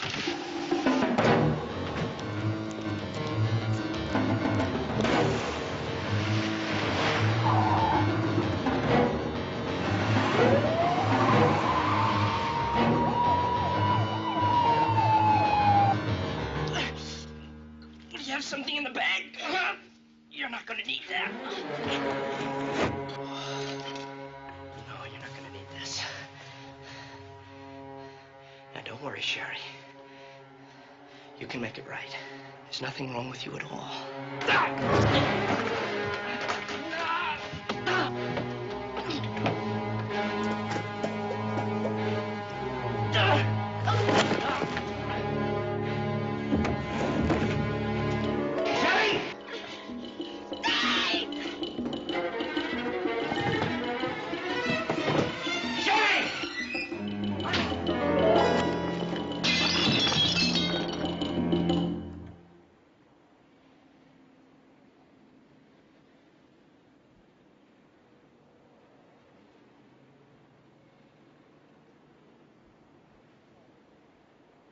Don't do it.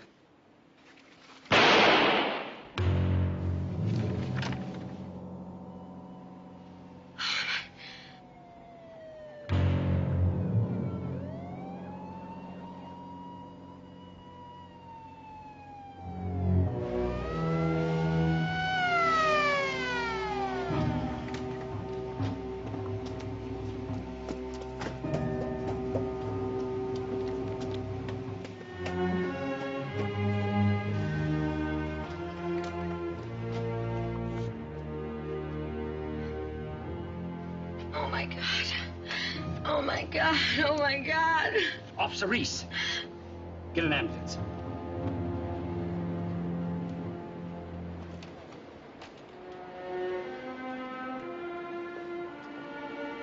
You didn't give me a choice, Mike. Happens sometimes. Maybe nobody gave him one either. Like Lenny said, in the beginning, there was childhood.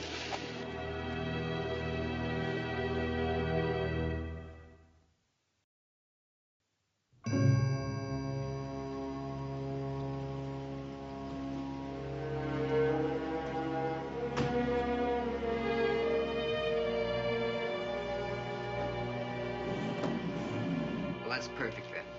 Thank you very much. The room at the St. Francis is all ready. A room? We thought you could do with one night's rest. Well, what are you going to do? What do I usually do, the reports? It's not going to look so good for me, is it? It could have read a lot worse. What about my career? Is that over? Well, like I said before, I'm going to be telling another rookie, Sherry Reese is the best. Thanks, Mike. And thanks, Dee, for the phone call, but I really, I'm going to be okay. Just as soon as I get some of this mess cleaned up. Take your coat off, buddy boy. How much do you pay by the hour? What are you talking about? So where's the vacuum cleaner and broom? Vacuum cleaner? Yeah, you're off duty now, Miss Reese. We got to clean up by the hour now. We get paid by the hour. Are you serious? Yes. It's right in that closet, right where you're going. Oh, here. Give this to the boy. This is a vacuum cleaner, in case you don't know what it is. This is a vacuum cleaner? Yeah. Here.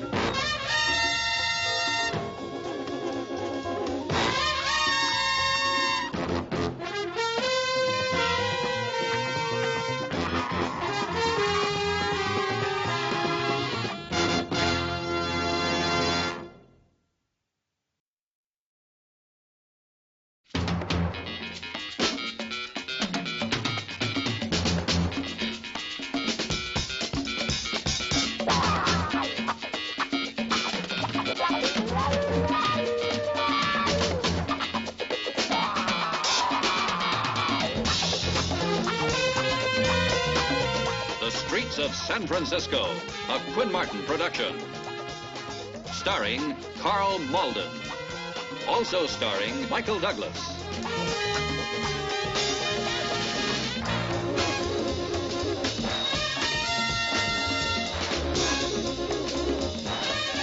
With guest stars Barry Sullivan, Jeffrey Jewell, Greg Mullavey.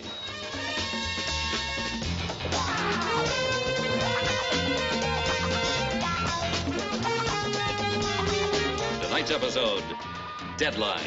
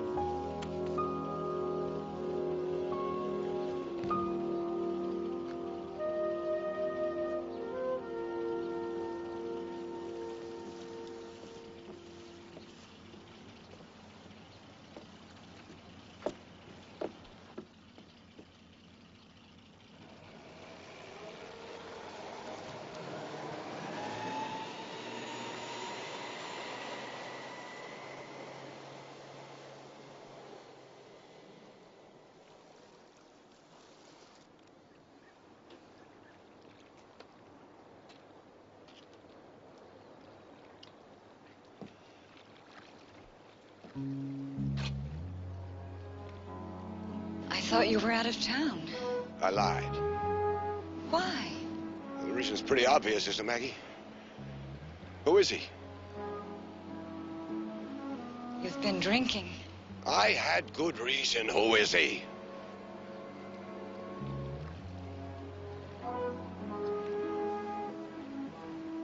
I was going to tell you about him. Tell me. Not when you're like this. I'm always like this about you. Tell me. Please, not now. Now. Where has all the gentle gone? Chris! You set the ground rules, Chris. Remember?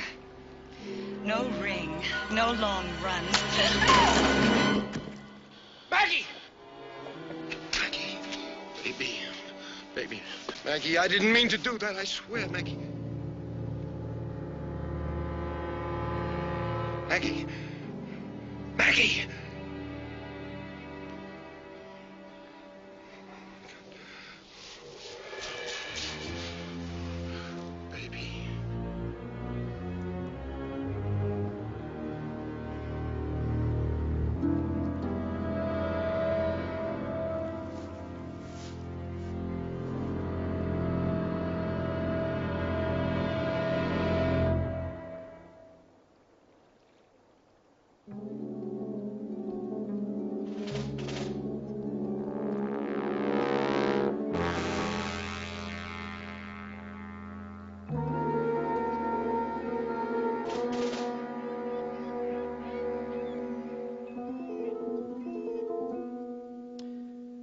Body is that of an adult Caucasian female weighing approximately 120 pounds, measuring 65 1/2 inches. The hair is blonde, the eyes are blue, the ears, nose, and mouth are essentially unremarkable except for a small unrepaired cavity in the left incisor. Has to be another way for the day to begin. There is edema of the occipital region and a depressed fracture measuring approximately 5 centimeters at greatest diameter. It is my opinion that the wound of the skull produced such extensive brain damage as to preclude the possibility of the deceased surviving the injury. Time lapse since death, conceding the cooling rate of the body to be approximately 1 degree per hour, and taking into account surrounding temperature and moisture, 12 hours. She was dead before she hit the water. But how long in the bay? Well, the tidal currents flow about 6 hours in one direction and about the same in the opposite direction. Now, what time you say she was found? Just before 6 this morning. And right about here. Yes. There. Currents are running seaward then. If the body hadn't been recovered when it was, she'd have gone right through the gate. Well, if she was dumped from a boat, where would it have been, Captain? Can you make a guess? Well, I can do better than that. Now, here's a chart prepared by the hydrographic offices of the U.S. government. It graphs the surface conditions of the waters here. Now, found when she was in these latitudes, she had to be drifting seaward on the outgoing tide. Now, the span of time measured by the speed of the water and the wind currents would indicate that she had to be right about there. That's land. That's right. Belvedere. Well, I'll get right on it.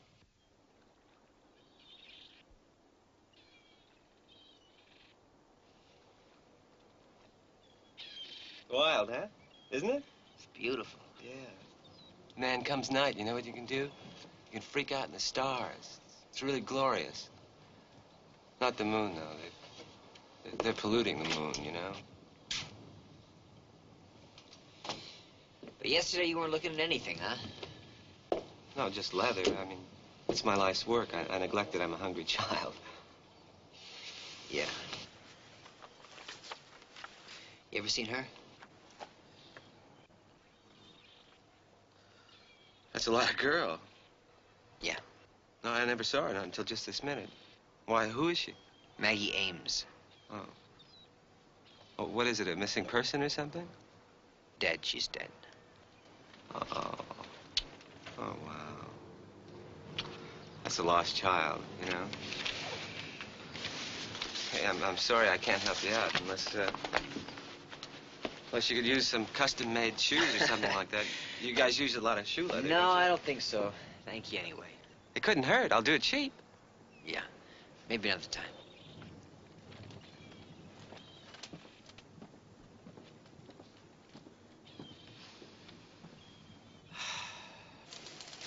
Maggie was an exciting, vibrant girl. Cliché or no, she lit up the place where she was. Maggie did a column for us, Profiles in Depth, on the illustrious, the anonymous. Well, what was the last thing she wrote? A piece on ACT, the theater group. She picked her own assignments, did what interested her. Well, what would interest her about a theater group? Creativity. Creativity interested her. She spent more time on that column than she had on all the others. You know why? No. No, I don't. Maggie placed a high value on her privacy. Not many people dare to intrude upon that. How did she live, Mr. Martin? I mean, habits, friends, lifestyle. Did she live alone with someone? Oh, alone, I assume. I never asked her, and we never discussed it. I didn't know her friends. I certainly have no idea why anyone would want to kill her.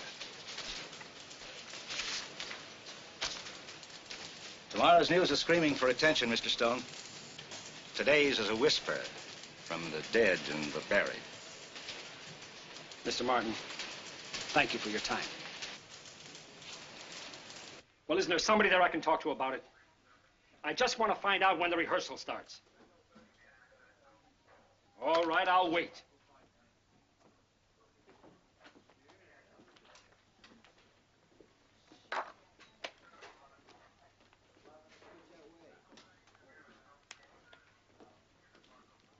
Yeah, I'm still here. Uh-huh. What is it? 4 o'clock. And what's the name again? William Ball. Thank you very much. No. No messages. Belvedere. What? Happened in Belvedere. How do you come by that? They found her in the bay, didn't they? She had a beach house over there. And what else do you know? Wait a second. You're supposed to be the homicide anyway. You give me the facts, remember? I just put them on paper. How well did you know her, Ace? She put out a column. I put out a column. That's all. Give or take an occasional lunch offer from an old man she was too busy for. How about this beach house? No, it's at the foot of the hills, right on the water. She told you about it? No, a gal at the office owned it. Rented it to Maggie when she moved to Arizona. 412 Bay Views. Hey, thanks, Ace. Nothing in life is free, Mike. Oh, I thought we touched that base before. Remember, no exclusives. Just a promise? Yeah. Get him. That almost sounds more personal than just a lunch date or two not taken up on. I take it personally every time a Maggie Ames gets chopped down. Mike, how much good is there left in this world, and how many people are there trying to help what little there is left? You pull Maggie's columns, any one of them. See how she looked at life, at people. Everything she wrote had a smile. Blue skies and whitecaps, summer storms and rainbows, snowflakes and holly. The man who killed her scrubbed all that. In one stupid, mindless, self-centered moment, he took something rare and left it like that. Well, it's still just an investigation, Ace. Nothing says murder. 28 years on the desk says murder to me, Mike. And if you can't prove it, I will.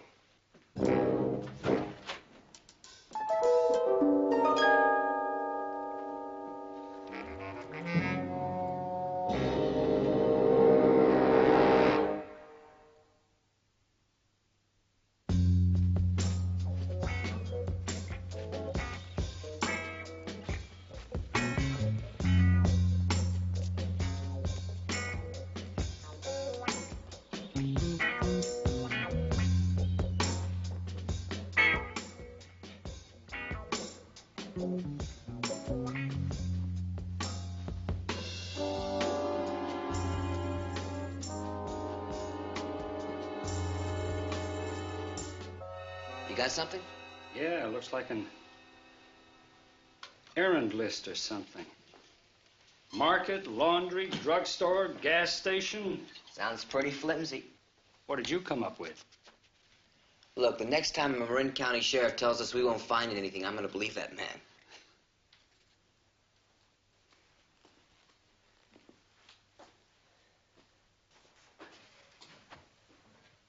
This house has got the worst vibes, you know. So cold. So impersonal. Maybe she lit it up. Like her editor said, she lit up the room wherever she was.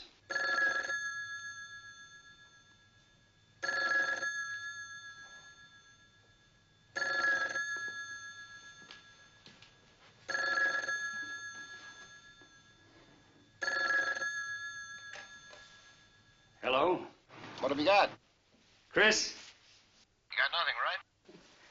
Your press passed by you insult rights? It buys more than your badge, it seems. Like? Like 2 kids in a skiff yesterday evening off Belvedere. You telling me somebody saw what happened? Same as. They saw a speedboat heading into the beach with a boy and a girl. A blonde girl. A few minutes later, they saw the same boat blasting back across the bay without the girl. Did you get a description of the guy? My 2 16, 17-year-old red-blooded American boys. They can describe the girl. They can describe the boat. The girl was Maggie. Boat was a 20, 22-foot custom inboard. White with blue lightning bolts down each side of the bow. Thanks, Ace. Mike, we get that boat, we get the killer. I'm checking marinas now. We? Okay, I'll do it myself. You go back to shaking doorknobs. Chris! Crazy ink-fingered fireball. What's happened? Well, he may have broken the case wide open. Well, what are we looking for? Lightning bolts. Lightning bolts? Yes, of course, I know it well. Thoroughbred. Privileged to berth her. Well, I'm glad to hear it. This is the 8th yacht harbor we've been to today. Who owns her? Young fellow named Roland Claridge. You know if he took it out yesterday? I must enlighten you. Members here use their vessels at their own whim and will. Well, do you happen to know whether he had the whim yesterday? No, sir, I do not. That is an intrusion we cannot condone. But this must be the boat you described to me. The only one of its kind on the bay, to my knowledge. Little Thoroughbred. Well, we may have to keep this Thoroughbred in the barn for a while. I beg your pardon? Impound, police impound. Impound? Yes, sir. Well, the other chap never mentioned that. Other chap? Yes. Before you, asking the same questions. Newspaper fellow. Chris Bain. I was about to tell you his name. Chris Bain. He writes a newspaper column, Deadline. Deadline. Maybe we're going to have to start reading that column. Yes, Lieutenant, we've been expecting you. He said that you'd be along shortly. He? That wouldn't by any chance be a gentleman named Chris Bain? Scarcely a gentleman. His interrogation of my son was indefensible. I had him shown out. Score 1 for our side. I beg your pardon? Nothing, Mrs. Claridge. I take it then you know why we're here. Oh, I should have sold that boat years ago. Cost a fortune. Roland uses it semi-annually. Oh, this is my son, Roland. Lieutenant Stone. I'm Inspector Keller. Did you by any chance use the boat yesterday, Mr. Claridge? No, he was not using his boat yesterday. Where were you between 4:30 and 5 o'clock? He was here at home with me. Can anyone else attest to that, like Roland here, for instance? How about it, Roland? I was at home yesterday. Your boat was out? Yeah, but I wasn't operating it. Well, do you know who was? Do I have to answer that? Certainly not. You don't have to answer anything. Just that I'd rather not involve anybody else until I understand exactly what this is all about. Well, I'm sure that Chris Bain must have told you. He said murder. Who is this somebody else that you're worried about? I can't believe he'd do a thing like that. Well, then he won't be afraid to answer a few questions, will he? His name is Peter. Peter Anthony. He was using it yesterday. All day. Where can we find him? I have no idea where he lives. But, Roland, how do you know anybody like that? We study together. You go to school? My son studies theater at the ACT workshop.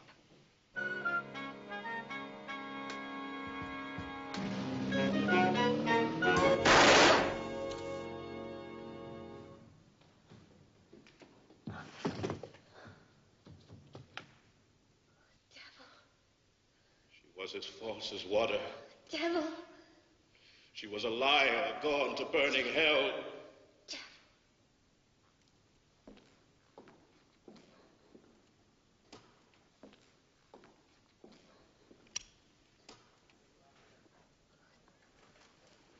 Very good, very good. John, allow the tension to build just a little bit longer before you pull the trigger.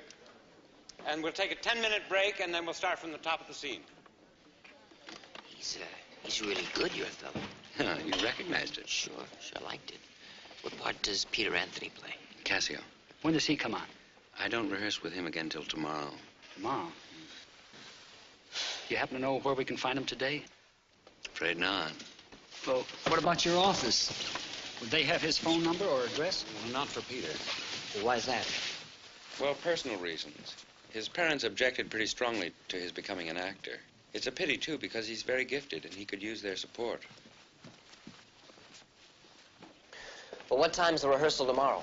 I'm working with Desdemona till 11, and I'll begin with Peter then. Great. Thank you very much. Say, there's one more thing, please, Mr. Ball.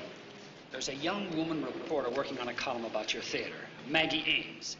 Oh, I heard about her death. Is that what you're investigating? Yes. We were wondering if she focused her interviews on anyone in particular. Well... Peter Anthony? Peter? Oh, if you're assuming that Peter had anything to do with that young woman's death, that's pretty poor casting. Peter's very sensitive, but he's also very self-controlled. He's well-focused, clear-headed. I guess you could say the same thing about Othello. Couldn't you, Mr. Ball?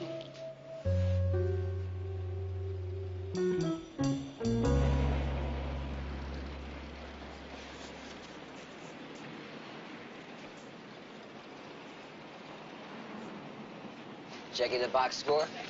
Yeah, if Chris knows anything about this Anthony kid, that'll make it a shutout, won't it? Yeah. Old ink fingers through the fuzz zip. It was kind of tough to get a jump on this guy. Yeah, he always was that way. Well, how long you really known him? Oh, we go back a long way. Way back. Yeah, my first day in homicide, my first case. Me and old McIntyre, you remember, Matt? No, it was before your time. Well, we got out there like a shot. And there was this reject from a college paper walking all over the clues. So what did you do? Same thing I've had to do 100 times since.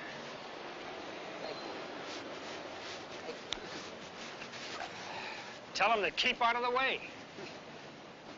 But no matter where you turn around, why, you'd always trip over him. One-man traffic jam, huh? Yeah. He turned out to be a good reporter, though. Many times he'd come up with leads that, well, the whole department couldn't find. Sounds like he'd be a great cop. Except for one thing. Small item about drinking on duty. A problem? No.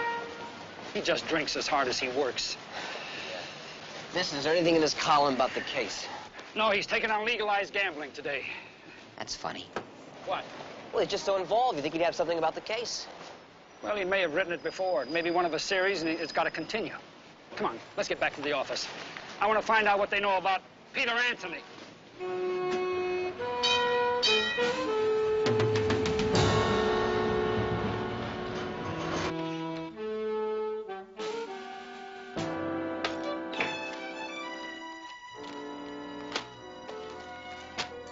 That you, Dad?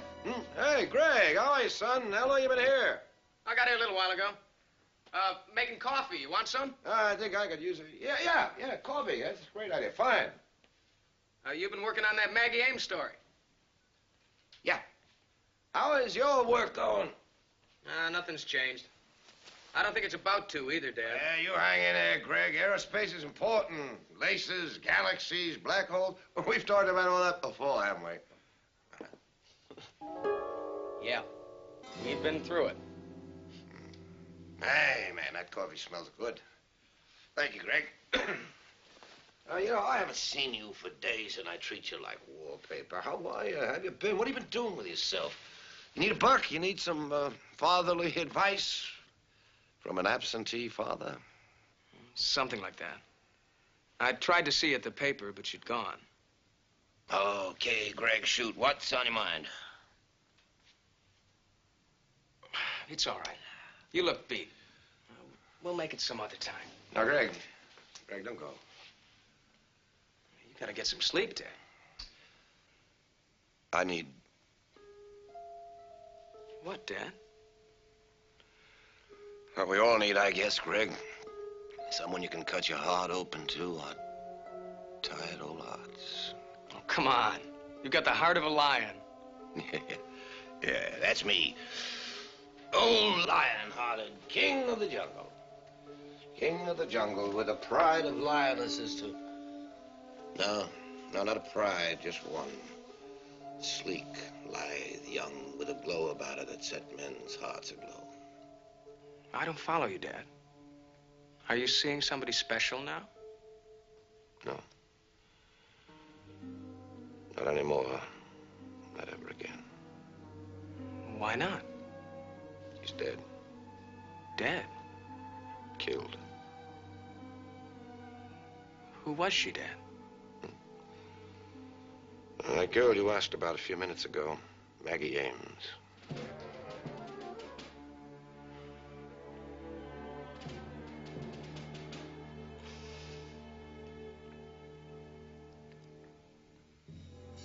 I didn't know. Greg, not too many people did. I made her keep it that way. I didn't want her to be laughed at. I didn't want people saying what they could if they knew she was seeing a man old enough to be a father. It didn't matter how many times she told me. The only thing that mattered was my love. I pretended to believe her, but I knew better. I knew the day would come when she'd be able to see what anyone could see. That day finally came. She was killed. Yeah, she was killed. And I'm gonna find the man who took her away from me, the man who made love to her, the man who made her die. I'm gonna find him.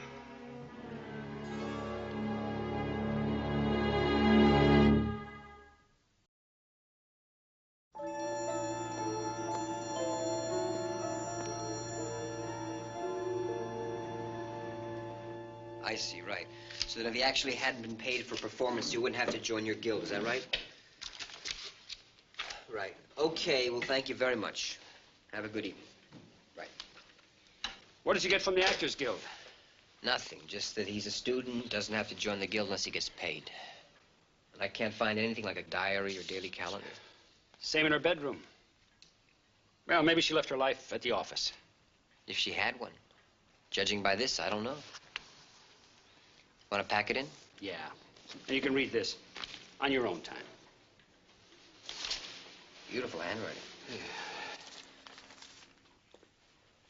Good looks. Good taste. I don't know. And everything she wrote had a smile.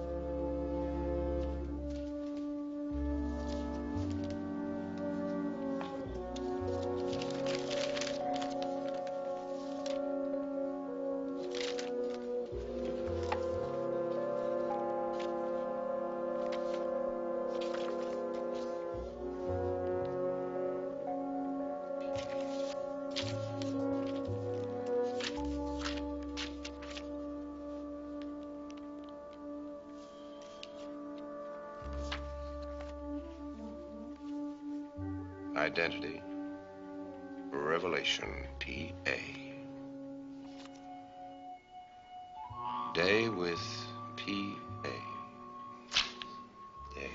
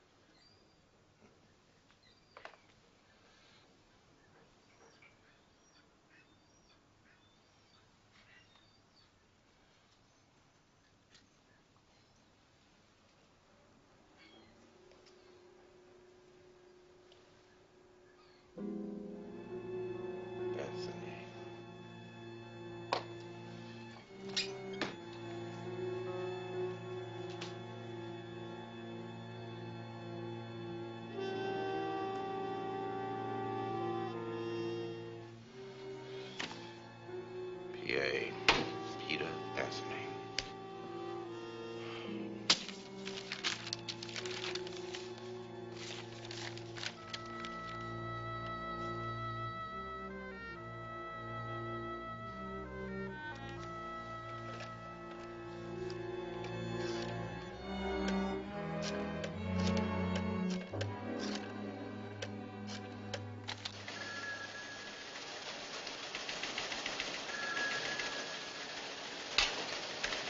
Telegraph. Yeah, sure, Mr. Bain. I'll get it right away. Hold on.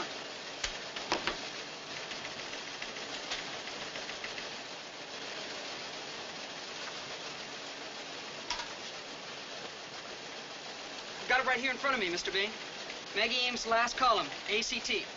Read what it says about Peter Anthony. Among the supporting cast were Peter Anthony and Marilyn Lee, both promising newcomers. And then there's some other names. Now, that's it? That's all it says about Peter Anthony? Yes, sir. Are you sure? You sure you haven't skipped something? No, sir. Among the supporting cast were Peter Anthony and Marilyn Lee, both promising newcomers.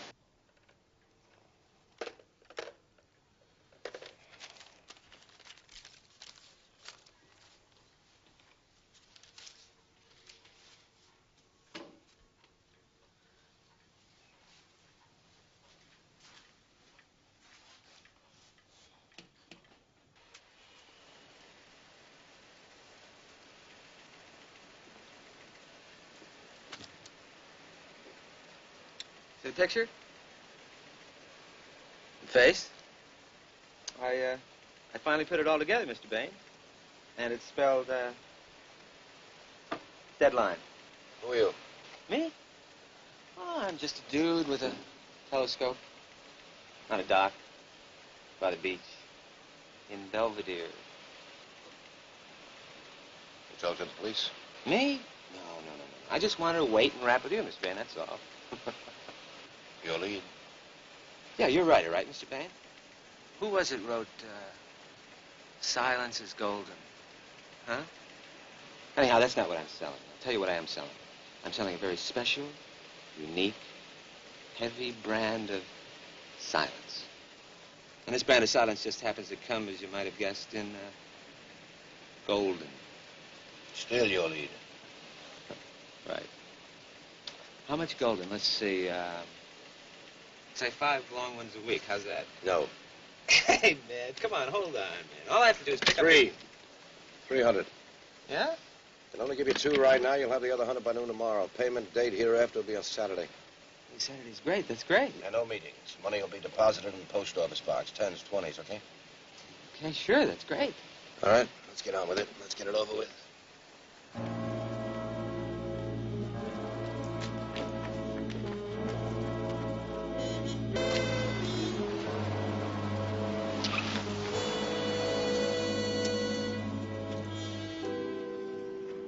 You know, I got a boy just about your age. Fine boy. He's bright. He listens, he reads, he thinks. But he has to break his behind to make it. Not at all like you, Roger. Not poised, not cool. You've got it all together. Right. At such an early age. Well, here we are. Okay, let's get it. Come on. Roger! What? Hey, man, what is it with this thing? What is this, huh? Hey, what?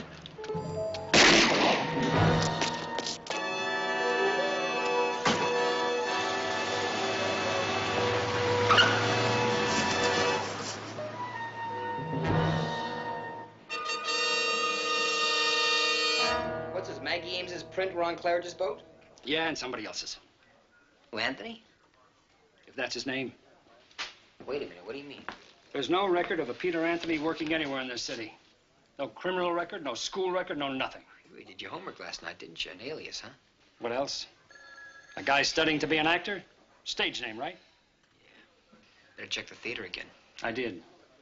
He joined the group as Peter Anthony, period. That's right. Bosley was having trouble with his parents about being an actor. And now he's in bigger trouble. Mike! I found him. I told you to read Maggie's columns. His name's Peter Anthony. It was written all over them. Hold it. Take it easy. What are you talking about? The killer, his name is Peter Anthony. Here's a work draft of the last column she wrote. Read the part I have underlined. I haven't got my glasses. Read. It's, among them, Peter Anthony, a very talented, very sensitive, very attractive young man. There's a gentleness in him and the strong undercurrents of virility, a rare combination. It's quite a review. Now, here's the column that was actually printed. Come on, read it. Among the supporting cast were Peter Anthony and Marilyn Lee, both promising newcomers. Period. That's all? Yeah. That's all. A passing reference to a guy she couldn't say enough about in the original work draft. Doesn't that ice it for you? Ace, how many times have you told me that newspapers have editors who cut your heart out? Nobody touched Maggie's column but her. It was written in a contract. This figures only one way. She was in love with this fella, Peter Anthony. She was trying to hide it. Wait a minute. How do you get from a review to love? A calendar. You saw it, didn't you? No. How did you? I went to her apartment. How'd you get in? The manager. Turns out he was a fan. He reads my column before he reads the funnies every morning. Why, I thought you would have seen the entries in a calendar. Dinner with Peter Anthony, supper, breakfast, and the last item, March 8th, a day with P.A. March 8th, that was the day she was murdered. Told you I'd find him for you, Mike. Now you bring him in. We've been looking for him, Ace. You knew? Uh-huh. Just a suspect. Got his name from the guy who owned the boat. A suspect? If you can't make this stick, you're in the wrong line of work, both of you. Oh, come on, Ace. We'll move in on him. Mike, thought you ought to know. Radio unit just called in. They found a man in an alley, dead of a bullet wound. Give it to Hasidian, will you? I think you want this one, Mike. They said he had a medallion in his hand, had a name engraved on the back. Peter Anthony.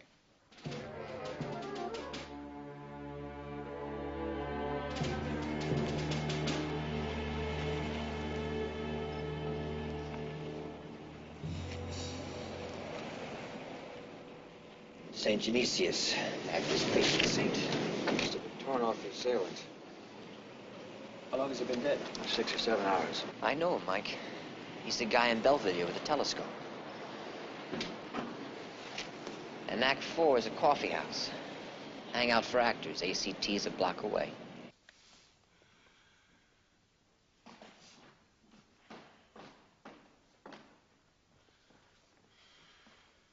Hey, Peter. A couple of dudes out here to see you, with badges. They ask for me? If you've got a stash, man, you better flush it.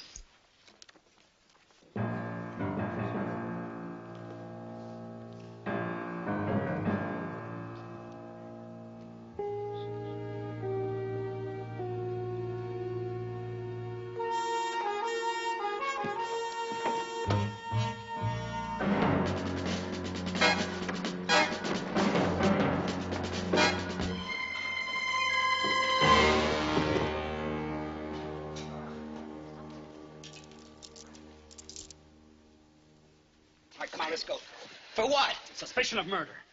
No, I didn't kill her. We're talking about a man shot to death in an alley. He had a medal in his hand. It was yours. Then there was the boat you used the same day Maggie Ames was killed. We'll talk about that, too. Downtown. Come on. Hey, look. You don't know what you're talking about. I didn't do it. I didn't kill anyone. Why did you run then, huh? I don't have to say anything. tell you anything. Do I, Dad?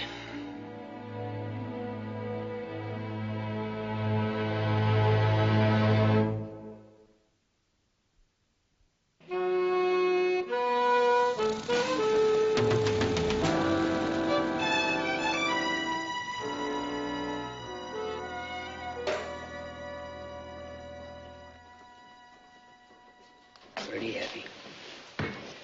Break your back to convict someone, turns out to be your own son. So that's the way you met. That's where you That's two... where we met, period. She watched the rehearsal. Then she came back... I don't want to hear any more of it. You're going to hear. You're going to hear the way it was, not the way you think it was. I didn't know, Dad. I didn't know until you told me. And it tore me up. She knew, didn't she? Not at first. When she found out, did she tell you? Did she tell you? Was she the kind of person to hurt anyone that way? You were living a lie, a rotten, stinking... She lived in hell. A hell like neither one of us knew because she wouldn't let us know. She tried to spare us that. Listen to me. What happened with us just happened. There didn't seem to be any way either one of us could control it. But then she told me it had to stop. That there was another man. Someone she loved very deeply. In a different way. Someone she didn't want to hurt. You think that's what I want to hear from you? You think that's going to make me forgive either one of you? I don't know about forgiving, but you taught me about truth. You've dedicated your whole life to it, haven't you? You can face it now.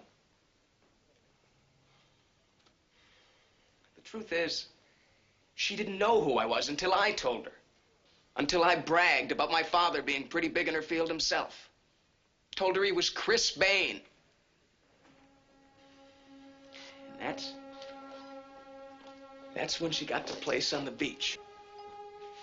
So she could be alone to think. Do you realize what she had to be thinking, Dad? That had to be like broken glass inside her. There's another truth, Dad. I took Maggie to the island that day on the boat.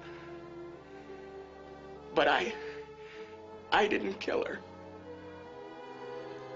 I know that, Greg.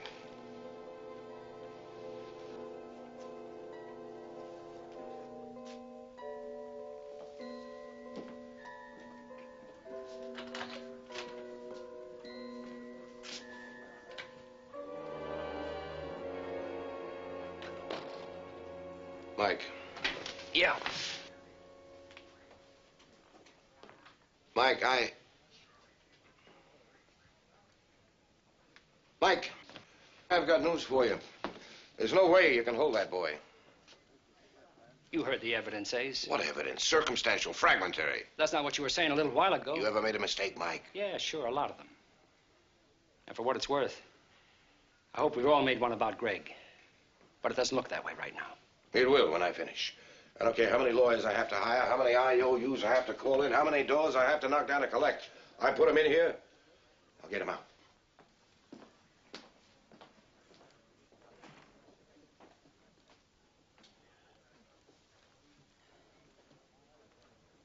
You gonna book him now? Why? Just thinking. Booking slips like a tattoo. Stays with you no matter how things turn out. You think things are going to turn out different, too? Well, according to Chris Bain, they are. And up until now, he's been a regular walking oracle, hasn't he? You don't make that sound like a compliment, buddy boy.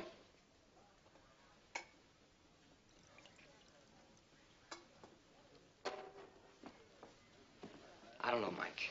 I don't know. All right. Turns us on to the beach house, right? Right. And the boat. And Maggie Ames's column. And her calendar. So? Well, I don't know. It was you that was telling me those things. Maybe I believe they were facts. But him, Chris Bain, I don't know, Now, Mike. wait a minute, I don't buddy know. boy. Do you know what you're saying? All I'm saying is we never found the two kids he says saw the boat, and I looked all over that area. Well, it's not the first time he's had a head start on this department. Mike, it's like you said, this is not his beat. And he's not doing it for his paper, and you can't tell me you buy his story about a couple of lunches Maggie Ames turned down without pursuing it further.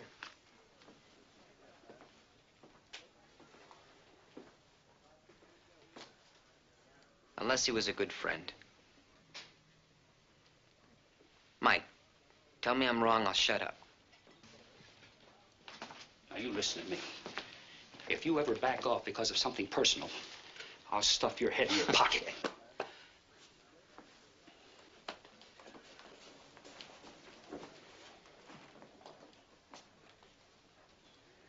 Now, things have been bothering me, too. The guy in the alley? Mm-hmm. He tells you he never met Maggie Ames, and yet he ends up stiff with a medal that she bought for the kid. Well, I figure what he didn't tell me, he told somebody else. Blackmail? Yeah. But who is that somebody else? It isn't the kid who carries a spear in Othello. What could he cough up? Unless... You're right. Unless that somebody else he met, that somebody else that he saw through a telescope, was Chris. Yeah. Well, that's one lousy thing to say about a guy that you've known for half your life. Michael, you're just reading the cards the way they fall, that's all.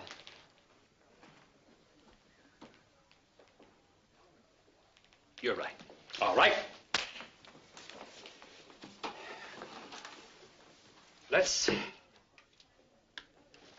check 2 more cards, shall we? When Chris Bain called us in Belvedere. I guess we better find out how he got that number. See if it's listed. It's not. You check that out, too. Private line installed to Maggie Ames 10 days ago. I don't see how he could have gotten it. No, sir, I didn't let Mr. Bain into this apartment. I mean, why would I? He has his own key. I know. It's right this way, sir.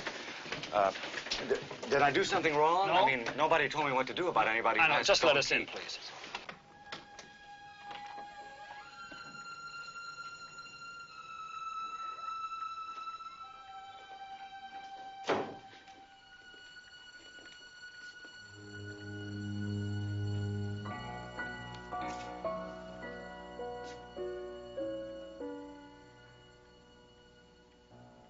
You got it made, old bro? Everything but the why.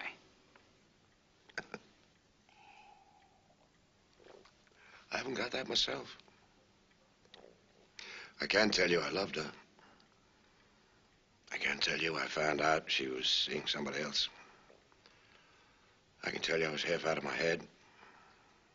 Drank too many martinis, and when I saw her step off that boat, But all that doesn't make motive, does it, Mike? Not to a man who considers himself rational.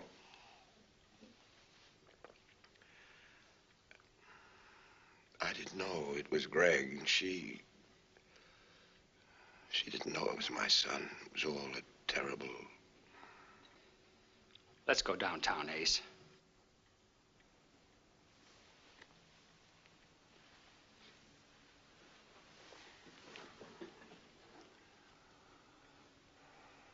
You got enough to let the boy go?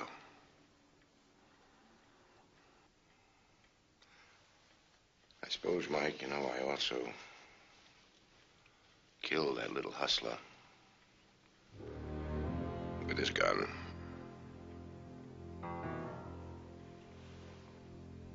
What are you going to buy with that?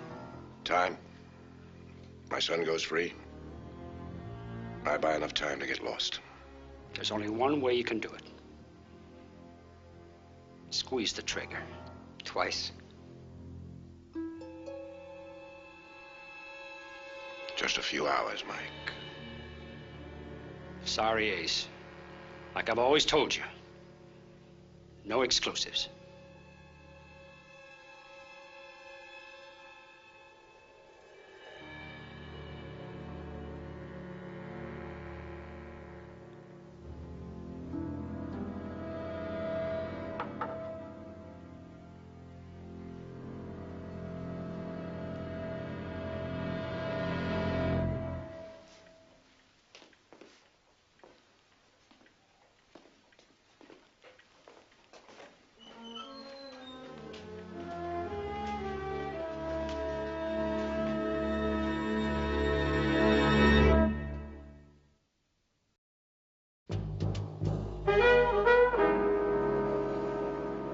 gig was good, huh? He was great, really great.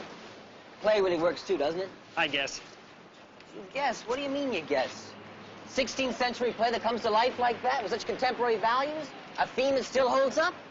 Holds up? I'll tell you what holds up. A.B.'s Irish Rose. Now A.B.'s Irish Rose? How can you even compare those two plays? Well, they're both plays, aren't they? Yeah. They both have actors, don't they? You're putting me on. No, I'm you not. You are putting me on.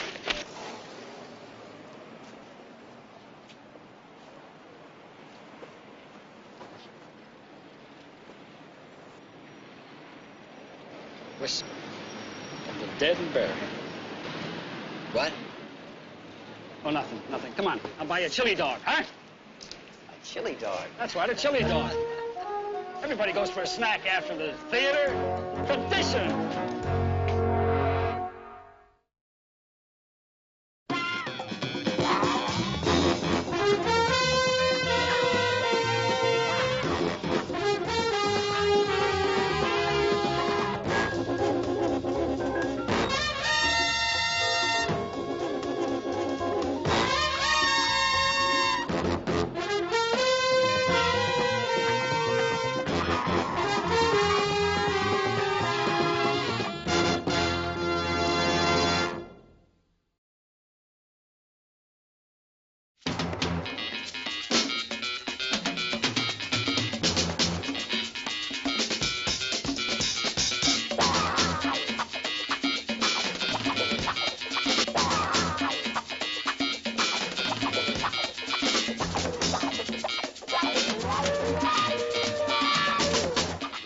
Of San Francisco, a Quinn Martin production, starring Karl Malden, also starring Michael Douglas.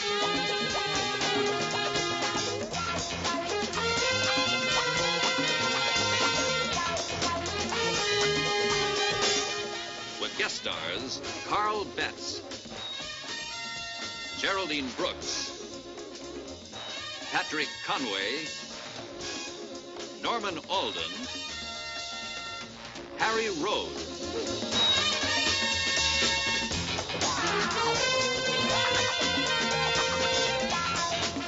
Tonight's episode, The Bullet.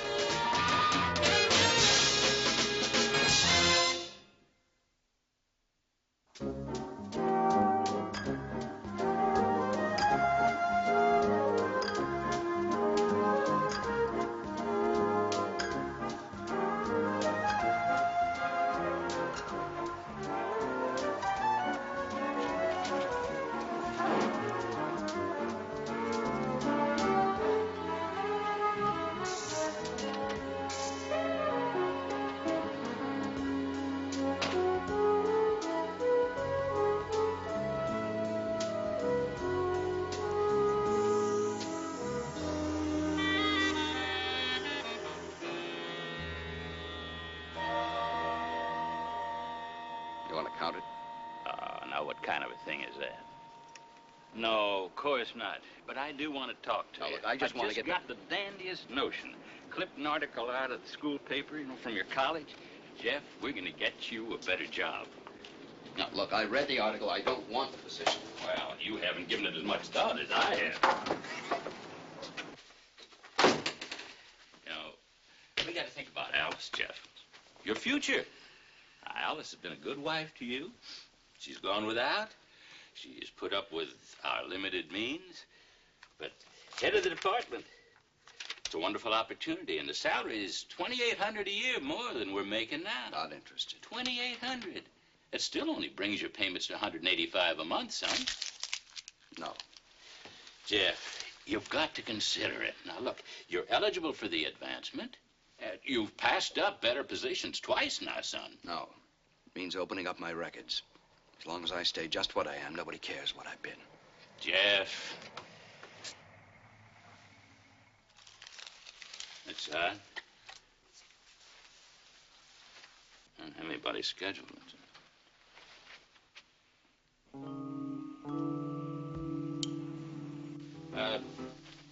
Jeff, would you mind stepping over here into the kitchen, please, and waiting just a few minutes?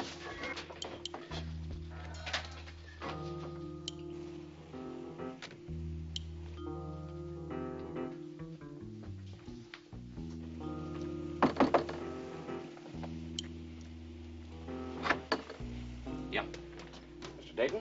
That's right, sir. Foreman.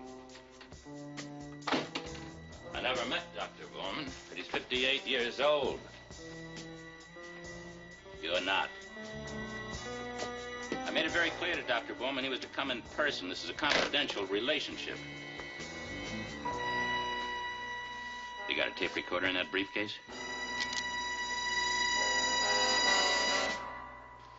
I'll take the file. All right. Just put the gun away. I'll get it.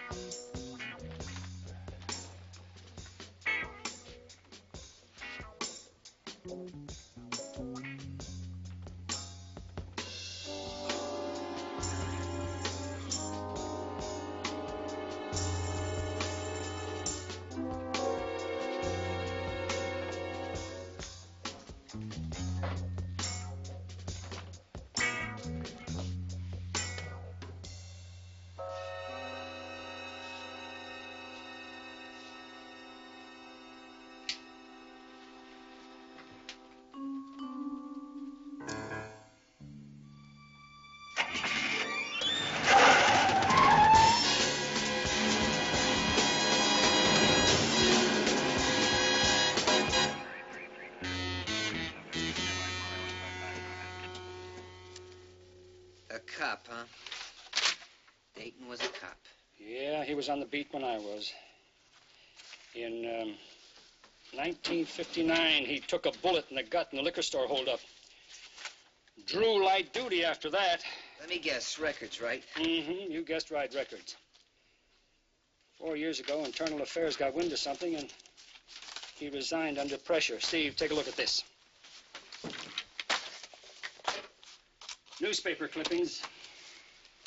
Right up to date on everybody that he's had a record of. My guess is that he nailed everyone who was beginning to make it. Blackmail. Mm-hmm, blackmail. I wonder what it is that makes a guy go wrong. You know somebody tore off today's date already?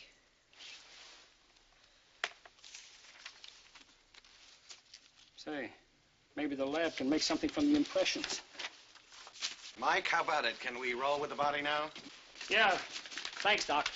Fellas are finished with the pictures and the measurements.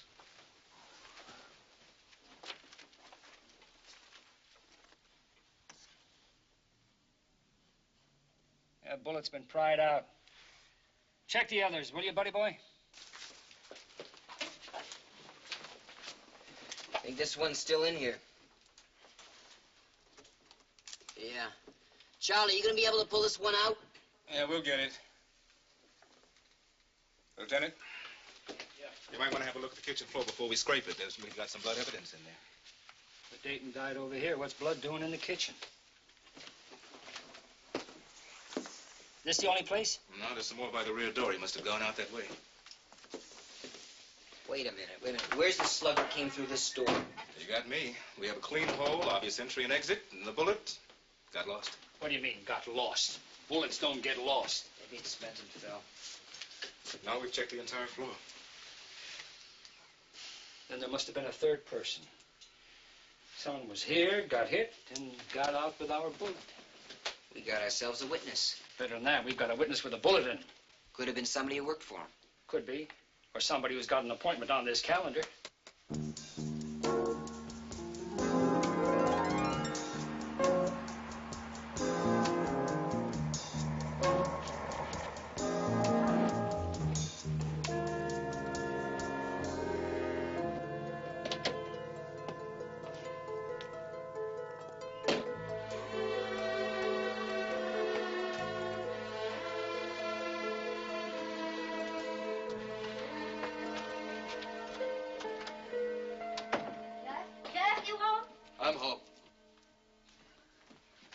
Oliver Lake was here.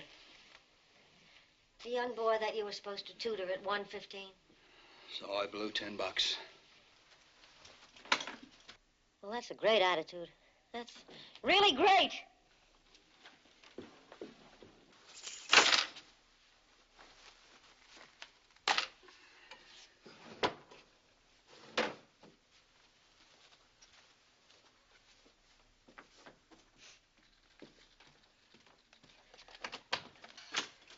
I'm going to the market. Did you cash a check yesterday? What?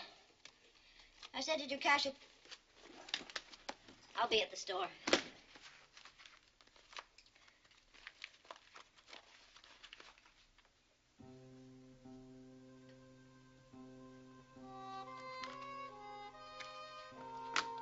Jeff, would you come out, please? I'll see you when you get back. I think we better talk. Not now. Now. It's just too much money, Jeff. No, for too long a time. Alice. Later. Okay. Later. Jeff, if it's someone else, then tell me. Oh, you have... What happened? I'm not sure what happened. There's a bullet in my shoulder. I'll get Phil. No! Doctors have to report gunshot wounds, Alice. But you need medical attention. You can't live with a bullet in your shoulder. Well, I'll just have to try.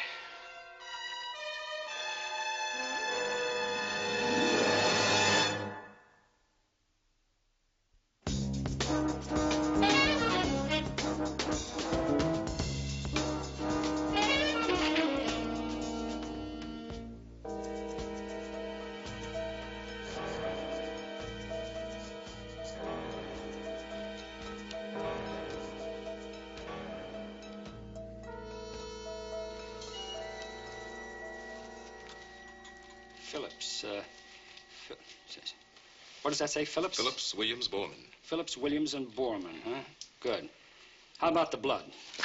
The blood scrapings from the kitchen floor are type AB. Well, is that common or uncommon? What? Rare. 4% of the population. 4%. Charlie, what about the bullet they dug out of the wall in the study? Yeah, what about that? 38, police positive. We ran it against Dayton's gun and got a match. 1 cartridge fired. Dayton shot once, the killer shot twice. The witness's blood is AB. Good. Let's run this type against the 3 names. Looks like a cop finally found a way to zap the policeman's pension fund. That's not funny, Johnson. You know what the papers and TV would do with that, don't you? I'm sorry, Mike. It's just not funny. Now, we got 3 names, 1 blood type against 3 possibles. That's Phillips. We'll let Healy and Lessing take him. Then there's Borman and, who's that? Williams. Williams. Borman and Williams. We'll take those 2. You think we're really on solid ground with this Dayton blackmail thing? Gotta be. His books have him dragging down over $40,000 last year. $40,000? $40,000 in dribs and drabs, $100 a month here, $200 there, and the topper is there's no record of him paying any income tax.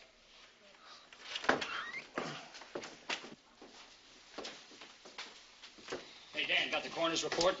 Being typed. I'll pick it up in 10 minutes. Let me have what you've got on Phillips and Williams. I'm just looking through this stuff at Dayton's. Looks like a cop finally found a way to make a decent living. Dan, it's 5 minutes to the coroner's office and 5 minutes back. That's 10 minutes. Okay, Mike. And on the way, check at the desk and find out if any doctors called in on gunshot wounds. Right. Phillips, Albert A. Conviction of child molestation, 63. To your Chino, probation concluded in 66. Put Lessing on it. Right. Williams, Jeffrey David, murder 2. Conviction 1943. I was just 18 then. Didn't even have my driver's license yet. I was sitting in the car waiting. I heard the shots from inside the gas station. 3 shots. Jimmy ran out, jumped in the car, and we drove up. Is there any of that bourbon left, Alice? I could use something. Of course, I'll get it. Well, we sideswiped another car a few miles away. A police car took off after us. Jimmy lost control. We ran off the road, turned over. Jimmy was killed. I was arrested. And you had nothing to do with the shooting. Pretty hard to deny it. I needed a fix as badly as Jimmy did. What? I was an addict, Alice. Almost 2 years then. Before it was fashionable. Anyway, the gun was found in the car, and the money from the gas station register. It was an easy conviction.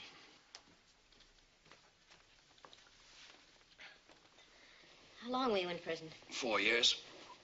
Another 8 on probation. It's hard to believe all of this. Well, maybe it shaped me up. Turned me around, anyway. I stayed straight, went after a degree, got my master's.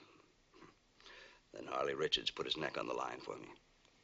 Junkies with felony convictions are not highly regarded by college administrators, but he was determined to have me in his department, and being dean of the college, he kept my records closed. No one there knew about my conviction. I see. No wonder you were so upset when he died. But then, this man, Dayton, when did he first start calling you? About 6 years ago, just when it looked like I was going to start making it. There was some conjecture in the college paper about offering me a full professorship. But you didn't accept. Of course. Of course, that's why you never accepted. Because you were afraid of what the regents might find out. But then it had nothing to do with my being too ambitious or your being afraid of facing responsibility. Oh, darling, I've said such awful things to you. I'm so sorry. No, Alice, I'm sorry. Sorry I didn't tell you a long time ago. For all the money that went to Dayton. Money that should have been yours. All the nice things I wanted you to have. It doesn't matter. It's over now, All over. Now we just have to get you to a doctor. No. Oh, yes, we Alice, will. I'm not going to throw it all away now. Maybe later, when we can get away. After final exams, we can go somewhere and have the bullet taken out. Later.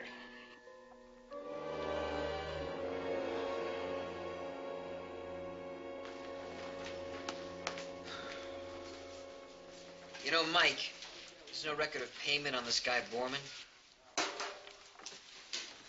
Last name on the ledger, today's date. Never kicked in any money, huh? And there's no appointments with him in Dayton's calendar up until now either. I couldn't find a dirt file on him. Coroner's report. Hey, Mike, that stuff I said before about Dayton. Forget it, Dan. Just forget it. But if by any chance you're thinking of moonlighting out of R&I, just remember that Dayton got his last payment in one lump sum. Well, if the end of that finger is either 22 or 32 caliber, that'd make it about right. Coroner says that Dayton was killed instantly, single gunshot wound, apparently 22 to 32 caliber bullet. Even though the slug wasn't recovered, he figures by the clean exit it was a steel jacket. How much money do you have on the body? 530 cash, another 100 and a half in plain envelope. Time of death? Between 11:30 and 1:30. Got a suspect? Yeah. Dr. Marvin Borman. Spell it out. Manslaughter, drunk driving, 59, did 11 months in probation. But listen to this. 63, conspiracy to commit assault and battery. Borman hired a Jerry Casey to commit assault on Gordon Dawson, a man who threatened to bring malpractice charges. Number one. He's our number one. A guy with a record. He's due for his first appointment with a blackmailer, but he doesn't go in with cash, he goes in with a gun. Come on, buddy boy. We got our first house call to make.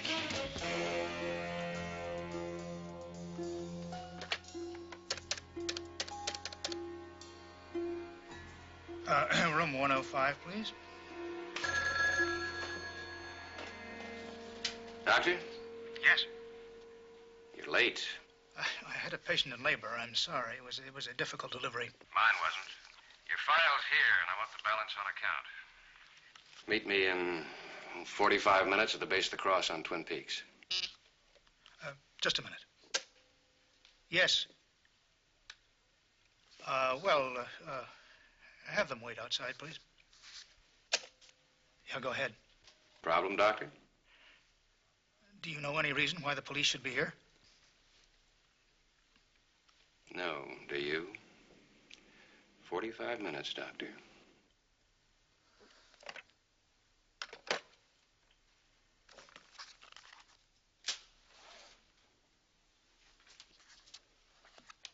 Yes? Lieutenant Stone, this is Inspector Keller. I believe you knew a James Dayton. No, I don't think I do. Well, that's very strange because you had a 2 o'clock appointment with him today. Gentlemen, I don't know what this is about, but I'm pretty certain that I can prove that I was at my hospital from 10 o'clock this morning till just a few moments ago. And I never met this man, I'm sure. Never. Well, how about phone calls? Did he call you to discuss your prison record? No. Dr. Borman, may I ask you your blood type? No, you may not ask me my blood type. Well, do you object to being examined by a police physician? Yes, I object very strenuously, just as strenuously as I object to these insinuations. Now, if I'm a suspect, I'm entitled to counsel. Isn't that the truth? That is the truth, Dr. Borman. And you know, I think that you were probably in your hospital when Dayton was killed. And I tell you what else I think. I think that you hired someone to deal with a blackmailer. That is not true. Here, let me throw that away for you. Wait, no, that's mine. Give me... I'm sorry. I thought you were through with it by now.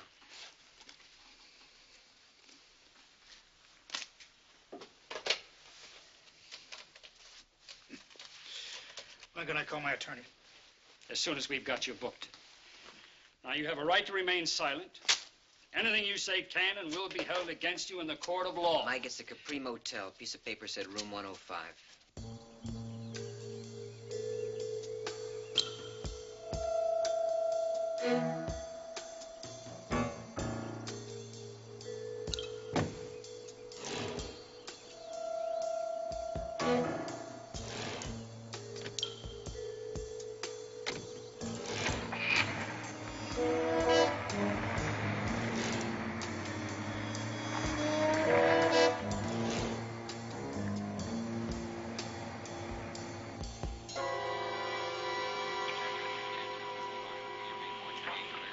Can you describe him for us?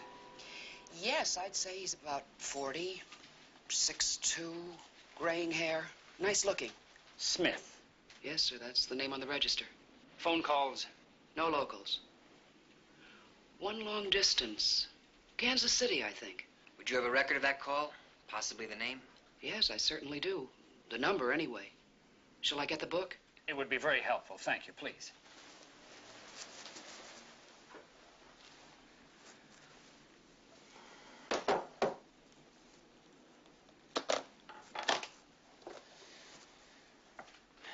Kansas City newspaper. Magazines. Mike, look at this. Compartment?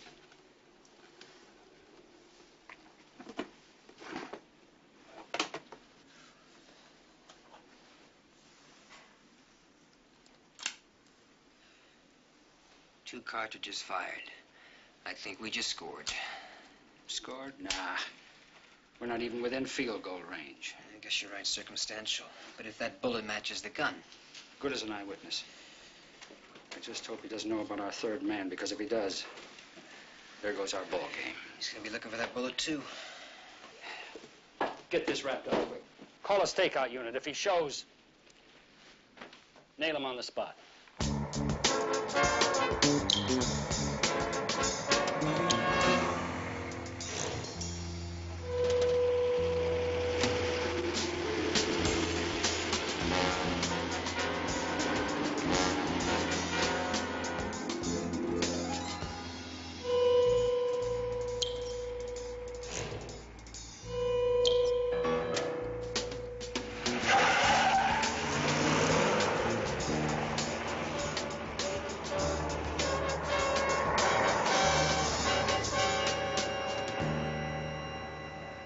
See, we found a full set of his books. And also there was $150 in an envelope in Dayton's pocket.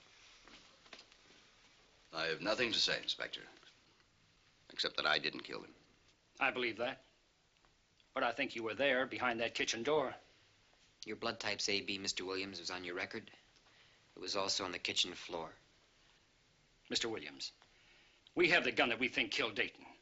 And that bullet could tie it all together for us. I'm sorry, Lieutenant. You know you can be subpoenaed. If you have a case. But you need the bullet for that, don't you? Mr. Williams, I can understand how you feel and why you'd like to keep it quiet and to yourself, but you do understand, don't you? That you could die with your secret. What do you mean? Well, I mean that Mr. Williams... The man who shot Dayton has the original calendar page. And if we can find your husband, so can he. If he's fool enough to stay around looking. I'd think he'd want to be as far away as possible, as quickly as he could get there. Well, he's a pro. And pros aren't in the habit of leaving loose ends, and you're a loose end. It's a very good deduction, Lieutenant, but just theory. Lieutenant, could I just have a minute alone with my husband? I don't have a minute, Mrs. Williams, and I don't think your husband does either. I don't want the coroner to give me that bullet. I want it from him right now, so come along. We're going to the hospital. I don't think so, Lieutenant. You don't have that authority. You're a policeman. I shouldn't have to tell you the law. The law? I did some checking, and it seems that among our other personal guarantees in this country is the guarantee that our bodies are inviolate.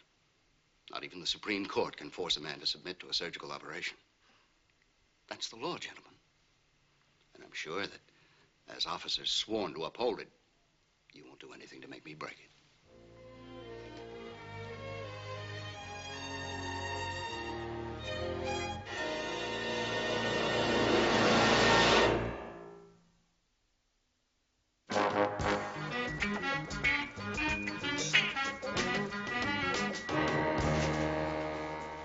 Get a hold of the DA? And Judge Carlson, I got a unanimous verdict. Williams was right. The rights of homo corpus, man's body, are inviolate. Mike, we can't touch him. Homo corpus, huh? Great. No way to break him. Not the way I read it. The man we're talking about has coughed up almost $10,000. He had to live with this pressure for almost 6 years. Yep, that'd make him pretty hard, all right. Yeah, too hard to break just because he's got a bullet in his arm. I guess that makes our job much easier, doesn't it? All we've got to do is find the killer. Well, maybe Kansas City will come through. Yeah, did you get word yet? Yeah, the number's listed to a guy named Sid Winters. He's a big honcho in the local rackets. They're pulling photos on guys he runs with that fits our description. Let me brighten your day, Lieutenant. The lab says the gun you brought in could be the murder weapon. Those 2 shells were high-velocity load, and both bullets did wear steel jackets. Terrific. That means the bullet in Williams' shoulder could do it for us. Williams, that's the second guy on the list, right? That's right. He took the slug? Yeah, he took it right out of the case. What? The rights of homo corpus. You can't cut a man open if he doesn't want to be cut open. So, Mr. Sunshine, what else you got to brighten my day? How about that? Not much. I did see the other fella, Phillips. He was there just like the calendar said, 12 o'clock sharp, got hustled right out. Apparently, Dayton liked to keep everybody apart, didn't want anybody to see anybody else. Kind of like a shrink, you know? Did you check out the Phillips story? He says he went straight to a business meeting. Lessing's on it now. You got this Borman in the tank, don't you? We got nothing without the bullet. Borman won't talk, and Williams won't talk either. Oh, Lieutenant, Kansas City just called. They're sending in a picture.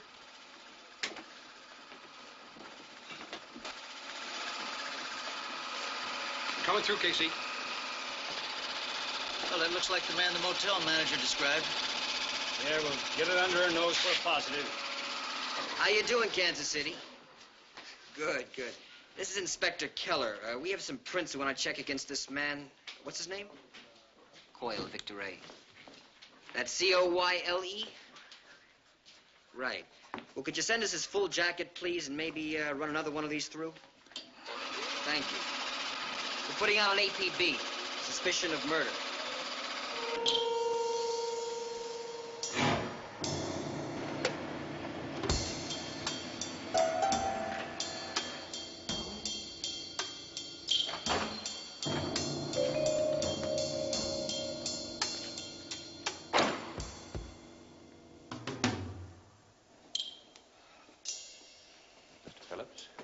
Yes? Would you come with me, please? What for?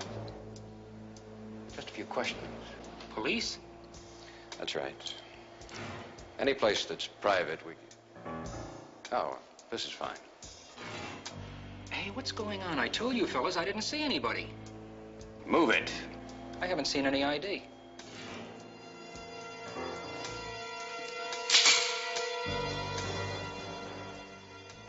Who are you? Inside.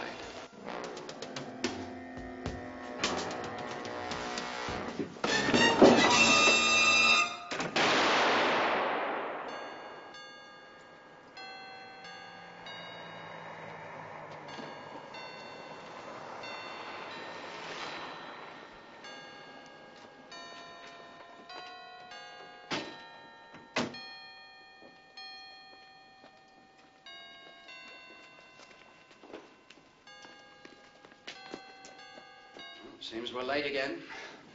I apologize for keeping you past the hour, but I think the extra review will reflect itself favorably in your blue books next week.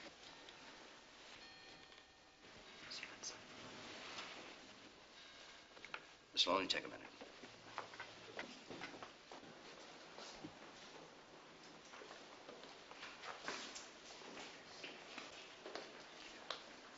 I'd hoped I'd made myself clear, Lieutenant. I guess I don't use the language as effectively as I thought. It's my turn to be clear, Mr. Williams. The man that you won't help us find just killed somebody else. First name on the list, Albert Phillips. He stripped him to the waist after he shot him. Does that tell you anything? He wants that bullet, Mr. Williams. He knows it can convict him. No. No? What do you mean, no? Phillips is dead and you're next on that list. I can't make a public testimony. Well, you don't make sense. You know that, Mr. Williams? You don't make any sense at all. Now, if the lead in that bullet doesn't kill you, the next one will, because it's going to be right on target. If I give it to you, what kind of a target will I be, Lieutenant? Now, it's a standoff, gentlemen. You can't use coercion by the school authorities, and you can't give it to the press. That'd be harassment. So, wait here a moment. Sorry to keep you waiting. Let's see,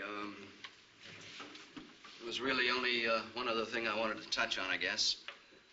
You remember our discussion of Ezra Pound? He's a poet. I know. Sorry. You're also impressed with his erudition, his easy use of recondite images. Something like a Tokyo Rose, right? See, I told you, I know. You marvel at this contemporary man's command of the classics, the prodigious amount of work, the undeniable genius. And you all agreed that he was more than deserving of his rank as one of the greatest American poets of the 20th century. Did you ever read any of his poetry? Who has time to read any of his poetry? I barely have time to read booking slips. And yet this man was denied that reputation in his own country. Why? Mr. Miller? Some people thought he was a traitor. Some people? Most people, I guess. No guess, Mr. Miller. Truth. And why? The propaganda broadcast he did for the enemy during World War II. Right. An action which people could not forgive. And what does this tell us about people? Mr. Guerra? Dunno. Well, let me bring it a little closer to home. Some of you have found enough in this class to enroll with me for the American novel. But what if you discovered that I had a criminal record? It's criminal when you hand out those low grades, man. Well, think about it. Suppose that at one time I had been a junkie. Pretty heavy fiction. Let me lay it on a little heavier. What if I'd been involved in a killing and actually been found guilty of murder? Would it still be the same between us? Or would you find yourself saying, this man who pleads for ethical conduct, for scrupulous morality, who demands that I plumb the depths of my ability to reason, this same man has been found guilty by society of having acted without reason? Would you say to yourself, why should I listen to him? Mr. Miller? I'd have to think about that. Yeah. And what about the Regents? Would they think about it? Forget it, baby. School's out. I guess the point can't be made any more succinctly than that. What a man is or does in private becomes a part of his public image. Good or bad, it's on the record. Whether that's good or bad, I leave you to think about. Well, that's it. Except that it's been a pleasure having you all this semester. Good luck on the final.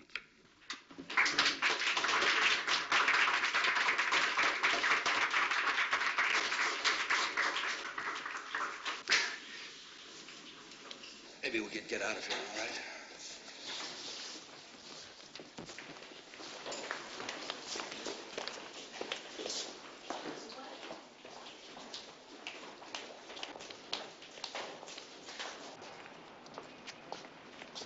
Understand a little better now?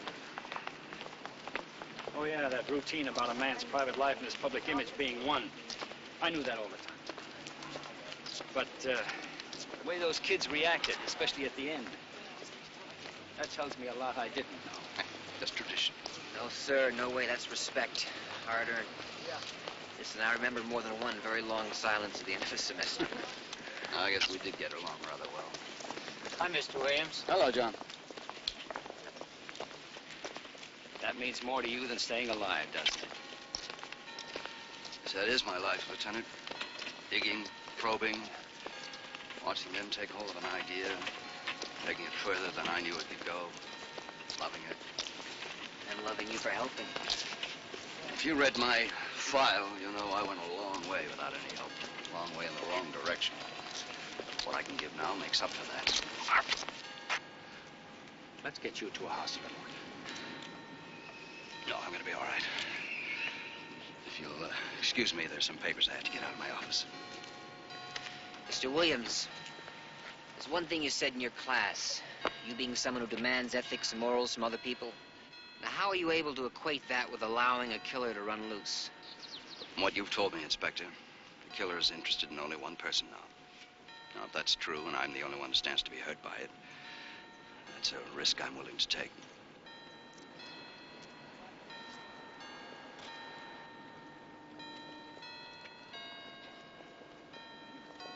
Okay, if he won't keep up his guard, we're going to have to do it for him. Let's get on the box. Tell him we're staying with him, and we'll get a stakeout unit for the house.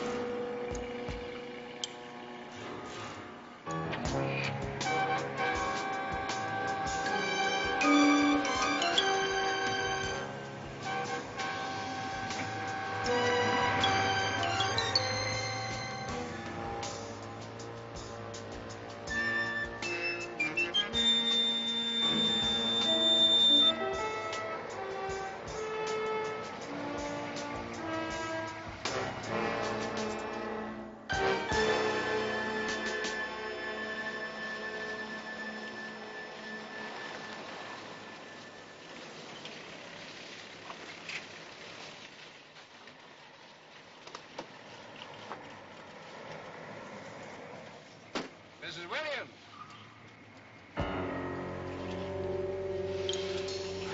Get in. I have your husband, Mrs. Williams.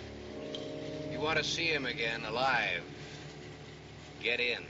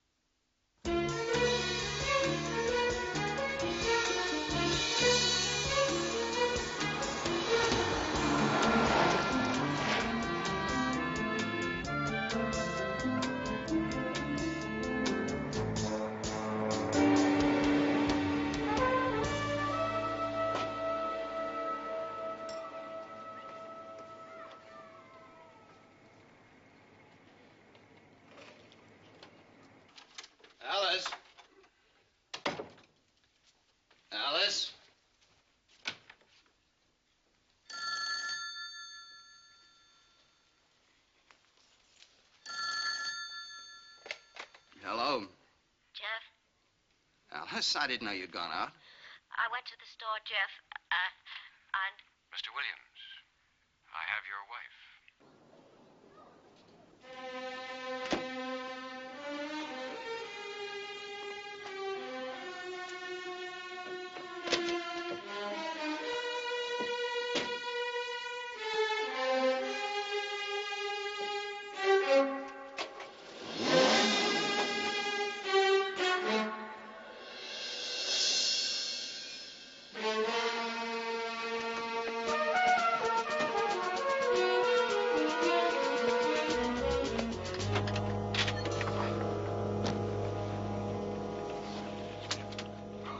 Get in there.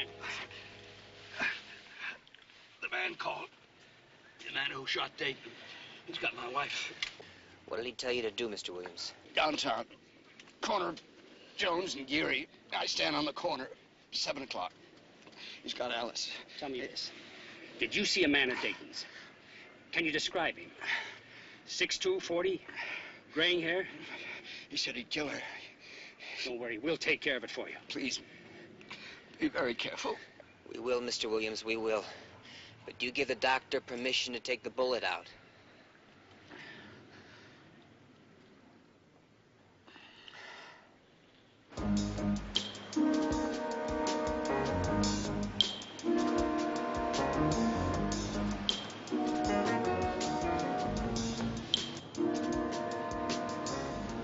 Stay to the right and slow.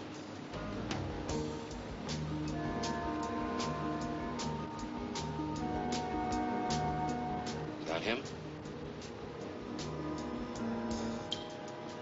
I can't tell. If it is your husband, stop. If it isn't, just keep going.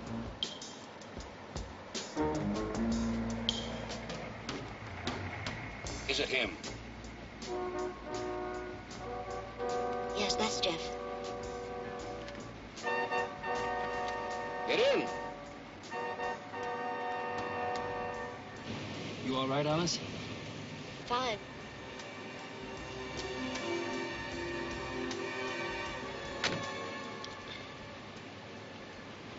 How's the shoulder? It hurts. Turn right and Geary and go straight, Mrs. Williams. Mr. Williams, sit forward. Go. Go!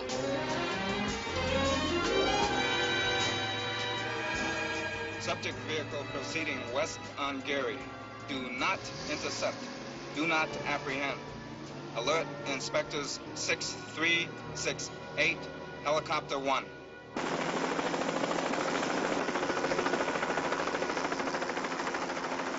Subject vehicle proceeding west on Geary.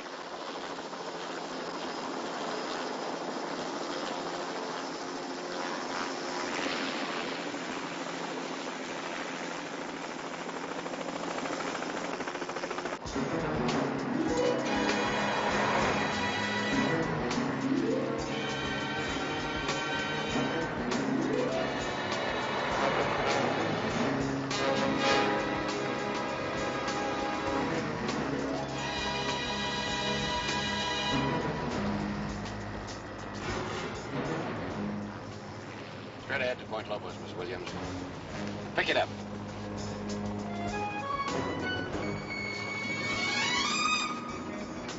It's moving pretty good now.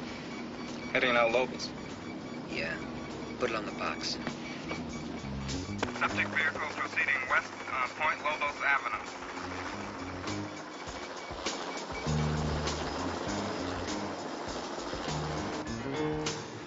When you come to the next turn off, take it.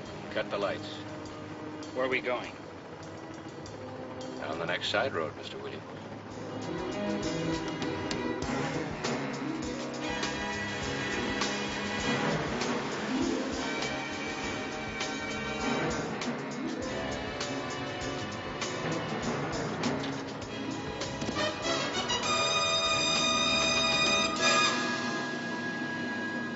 Lee, get back on that thing, find out what the chopper's got. This is 8-1. We've lost contact.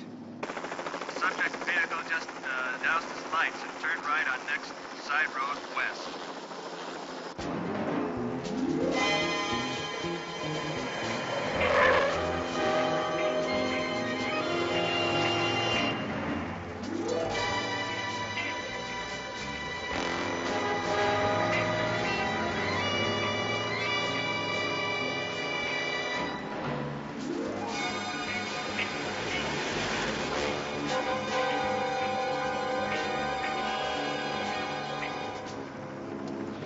I can't see.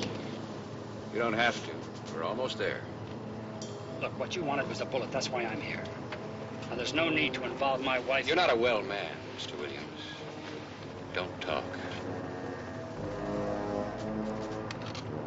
Pull up here. Just to the right.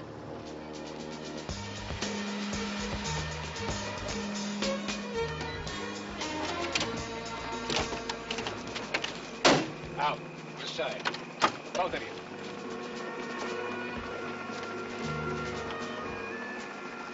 Right on out to the dock.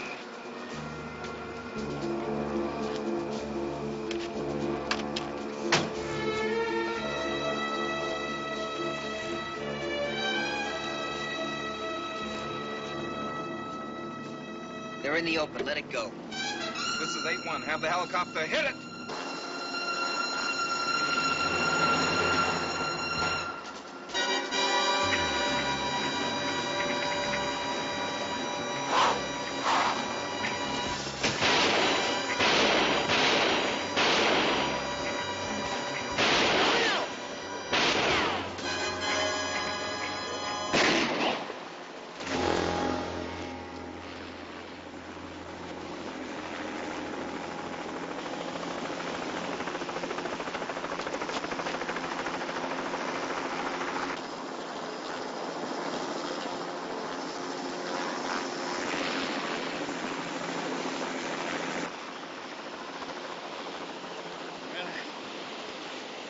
I guess we're out of the woods, Mrs. Williams.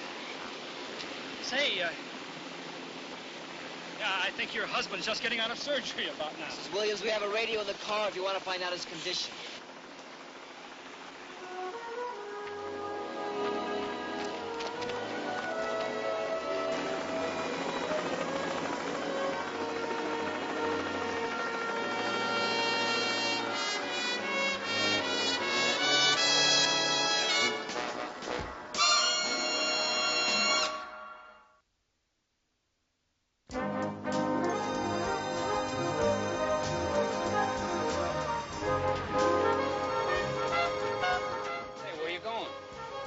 Right back.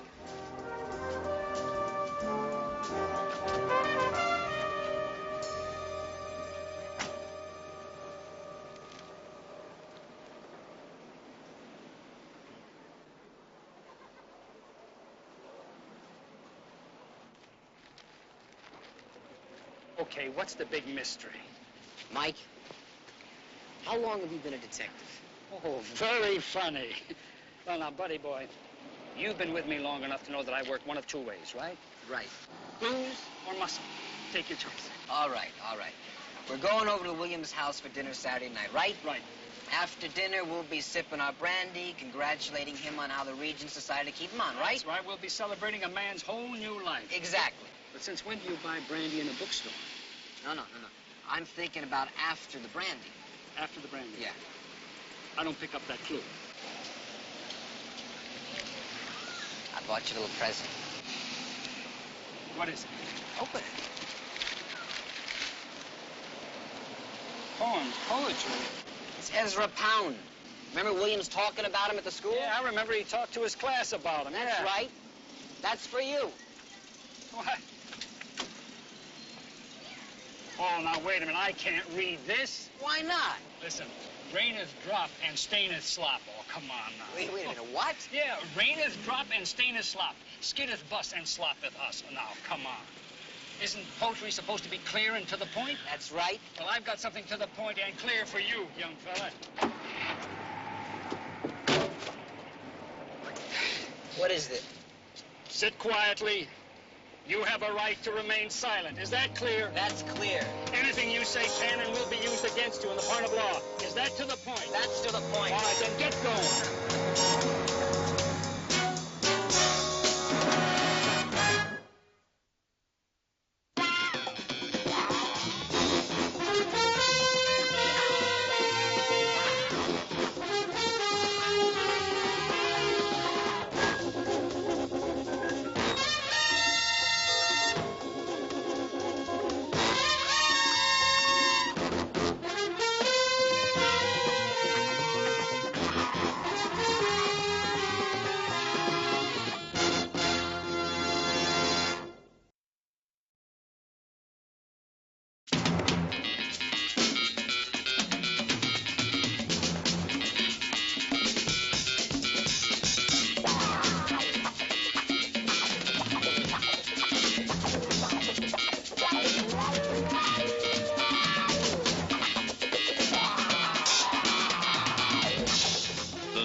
Streets of San Francisco, a Quinn Martin production, starring Carl Malden. Also starring Michael Douglas.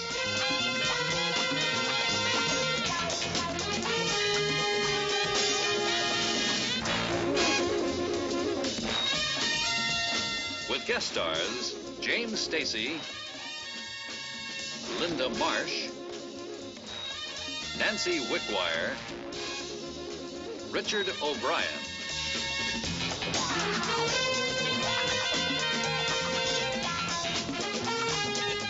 Tonight's episode, Whose Little Boy Are You?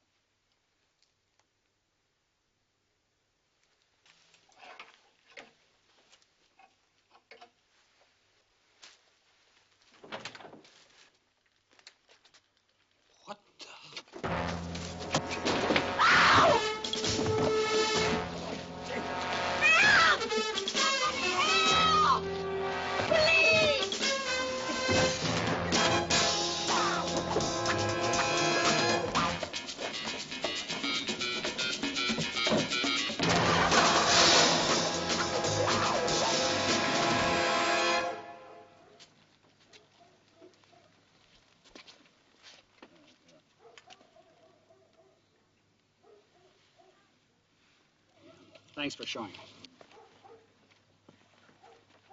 Well, now, according to your neighbor, Mrs. Allen, who said she saw it, it was an attempted molestation. At least that's what she phoned in. Oh, Fay Allen. Believe me, it was a burglar. Is your boy all right? Oh, yes, he's just fine, thank you. Mike, can I show you something in the bedroom? Excuse me.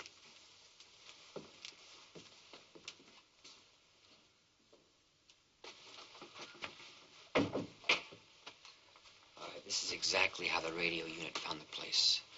Now, according to Mr. Reardon, he heard a noise. He came in here and he found the guy going through the kid's drawer. Why isn't it dumped out?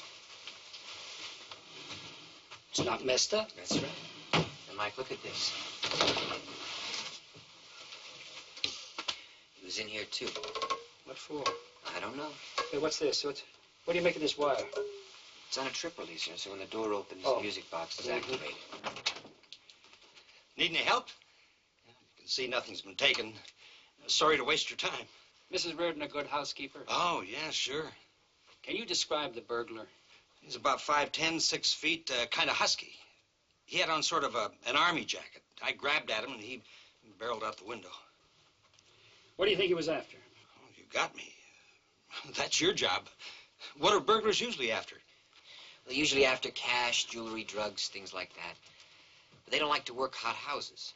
I don't get you. Hot houses. Houses with people in them, Mr. Reardon. Say, did your wife straighten up after you chased him out? Oh, no, she scooped up Sean and ran to our room and locked the door. Well, then, what about this? It's busted. Oh, yeah, it's been that way for months. Well, if your wife is a good housekeeper, how come she didn't vacuum this up? It's part of the music box, isn't it?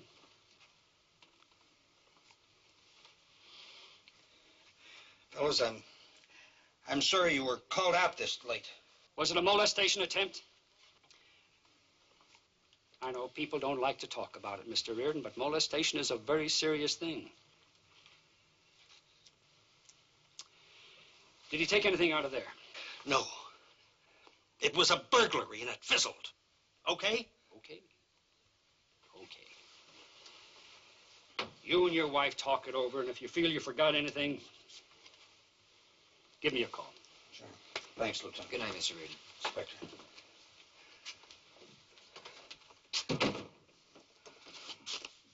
Mike, I'm going to change it from a 288 to a 414. Or something from Grimm's fairy tales. You don't go for it either. No, I don't go for it. Some guy breaks into the kid's window, stays in the kid's room, looks at the kid's clothes. There's no valuables in there. So? What's in a kid's room that would interest an intruder? A kid, maybe.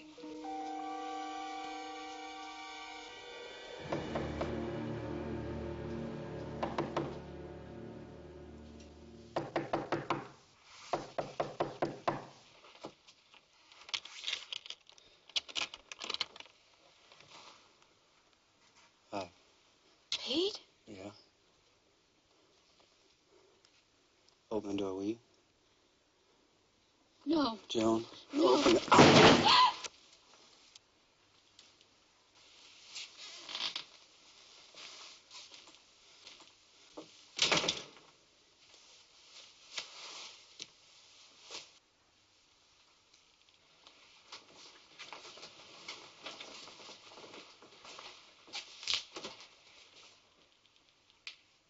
The Army called me. You're AWOL for almost a month. Where have you been, Pete? No. I know that. I mean in the States. Where have you been? Right here. San Francisco? That's right. For almost 30 days? Well, I had things to do. Pete, you have to go back. No. I gave him 7 years. That's enough. I'll be staying here with you, Joan. No! I'll give you time to get used to it. You're not going to be pushed, and you don't have to be scared. Well, I am scared. And besides, I have a life here now without you. Joe, you got a job at an insurance company steno pool for a garbage salary. You got to work 8 to 10 hours a week overtime to send your mom money. And you're dating a schlump of a guy named Harvey Taylor, who's going to be an accountant in 2 years if he can cut night school that long. Come on, Joe, we can make it this time. Did you go to my office? Did you talk to Harvey? My mother. Harvey. Oh, Pete! Did you hurt him? I talked to him. Pete, if you... I told him you were my wife. Then that's why he had... Did you tell him not to call me again? We're going to see a lawyer, Joe. I saw a lawyer years ago. You got a copy of that decree. Well, we're going to get it set aside. Now, I heard that's what you can do. Set the divorce aside. It's going to be the way it should have been a long time ago. You, me, and little Pete. It can't be. Pete, we're divorced. There is no little Pete. I couldn't keep him. I had to give him up. I never even took him out of the hospital. I know that. It's okay, Joe. It's gonna work. I found him.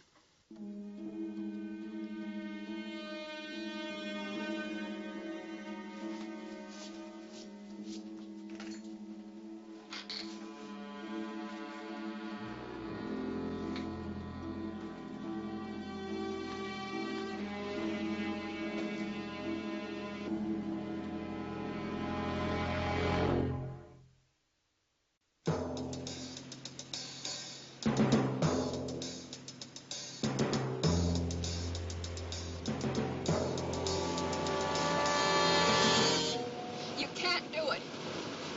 The boy is almost 5 years old. He doesn't know you or me. Whatever else those people are, they're his parents now. Look, I'm his dad and you're his mother. Act like it.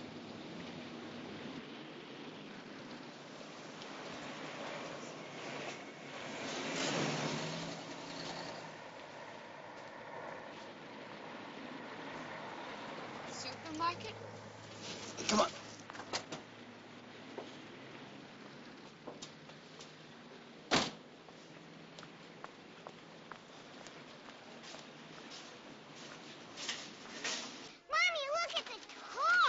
Yes, look at all of them. Well, Don, you stay here now, just 1 second. I'll stay right there.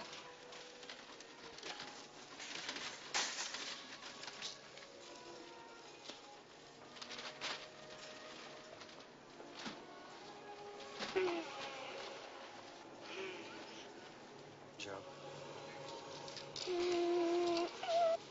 They call him Sean. That's the little boy that you gave away.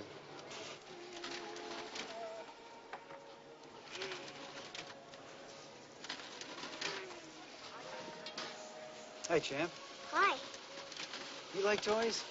Mm-hmm. Yeah? Show me what toys you like here. Airplanes? You like airplanes, huh? Mm-hmm. In the car. How about this truck? This camper truck?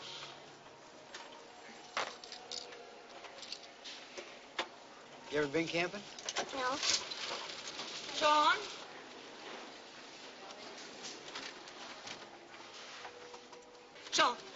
Sean, come here. Mommy, I was just looking at the camper truck. Sean!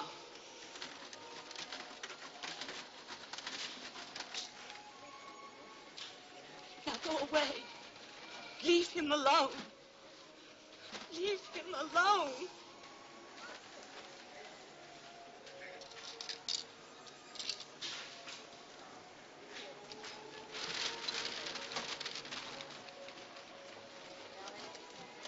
Mrs. Reardon, what kind of military jacket?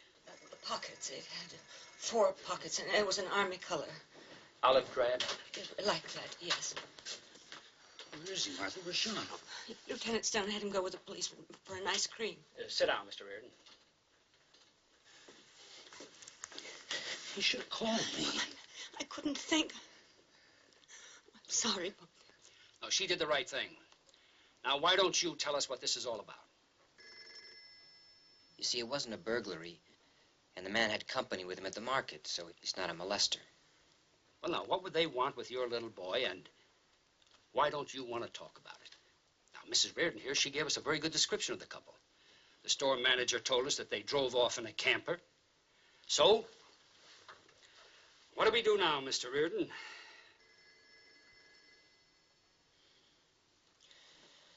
Mrs. Reardon? Would either of you like a cup of coffee? Oh, no, thank you. Well, how are things at work, Mr. Reardon? At work? Yes. Business pretty good? Fine, very good. Mrs. Reardon here tells me that you work for Frondelli Brothers. That's right. I know the place, Meat Market. You follow the 49ers? Sure. What kind of a season do you think they'll have this year? Oh, I don't know. Pretty good, I guess. Oh, I think it'll be pretty hard to tell, don't you? Just like this whole bag of beans. I was telling Steve that it looked to me like a case of attempted kidnapping, but it just doesn't make any sense. Not for people like you and me. We don't get paid that much. Not unless Frandelli is paying you much more than I'm pulling from the city. No, not much. I didn't think so. No, just a bum idea I have, and believe me, I have plenty of them. What do you make it out to be, Mr. Reardon? We think that... Do you know anything about diabetics, Lieutenant? No, not much. Well, why don't you tell us about it? Martha's a brittle diabetic. Brittle? I think that's an unstable tolerance for insulin, isn't it? And carbohydrates. In some cases, the diabetic can collapse. I haven't, not for almost 7 years now. But we're not allowed to adopt. So your little boy's adopted? Yeah.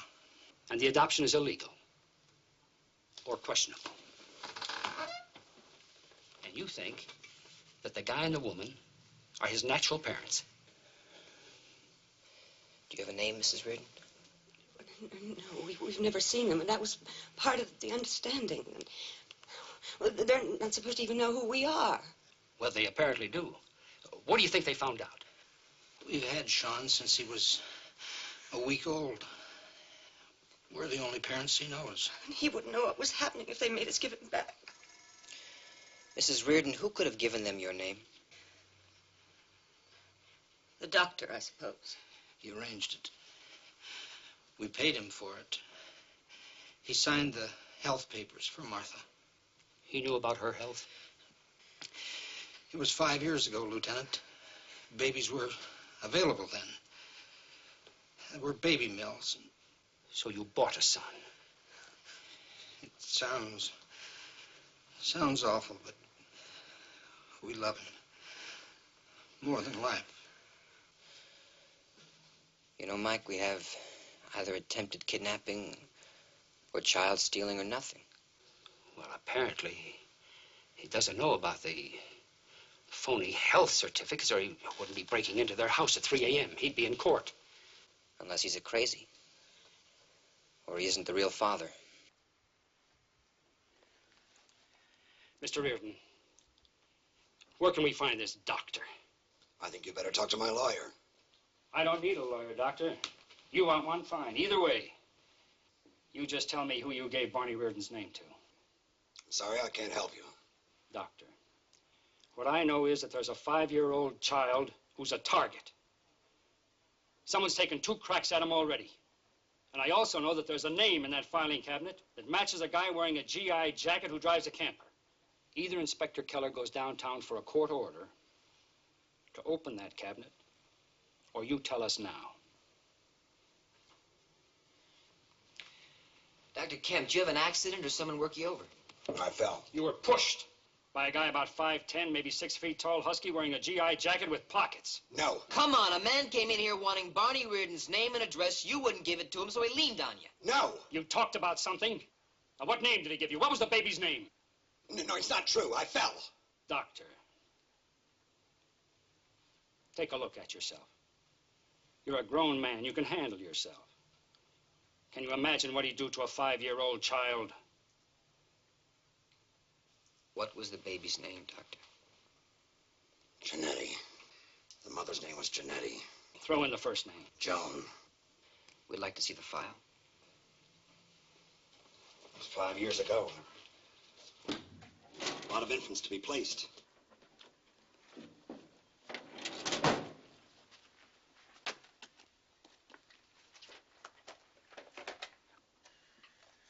I was only trying to find a good home for the child.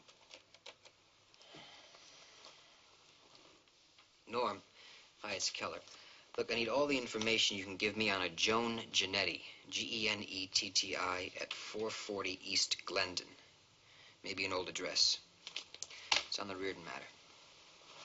I'll hold you. Well, it was in the nature of a favor to Mrs. Janetti and the Reardons.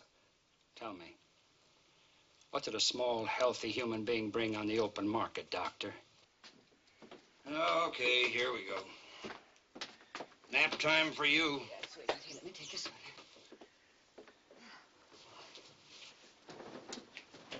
one. Barney. Yeah?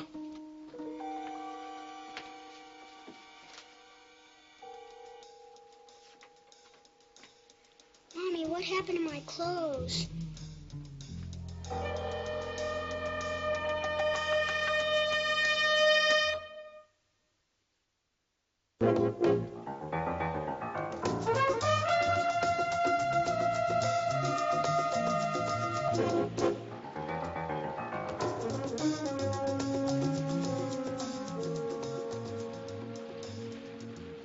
Oh, I don't know, somewhere around Banff, Lake Louise, anywhere in Canada. Pete? Pete, there's a gun in here. It's a carbine. There's ammo, shelter halves, ration cans, anything we might need up there. They know, Pete. Those people know what you're gonna do now. That's right. It's not right, Pete. That little boy won't understand it. He doesn't even know who you are. The little boy is my son, Joe, and yours. Oh, you'll get to know us. The clothes, the toys, all these things will help. He needs us. And we need him. Why now, Pete? Why, all of a sudden now? I got 4 letters from you. From the time we were married until the time I wrote to tell you that we were going to have a baby. And then nothing. What was I supposed to do?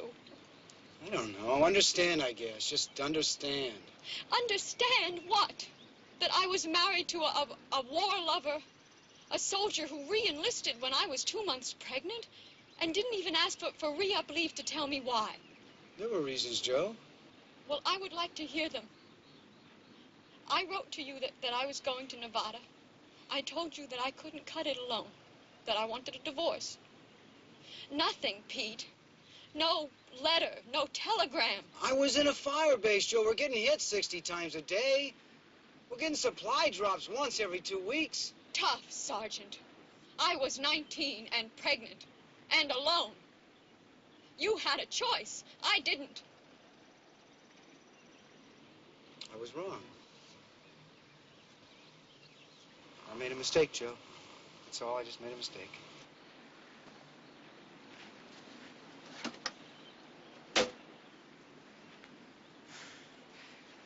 You know, before I went to NAM, there wasn't one soul on this earth that needed me. And in NAM, I found out a whole platoon needed me. Now, I thought that they were my responsibility, Joe. Okay, I was wrong. I woke up and they were all gone. All of them. And I was in the base hospital. I didn't know that.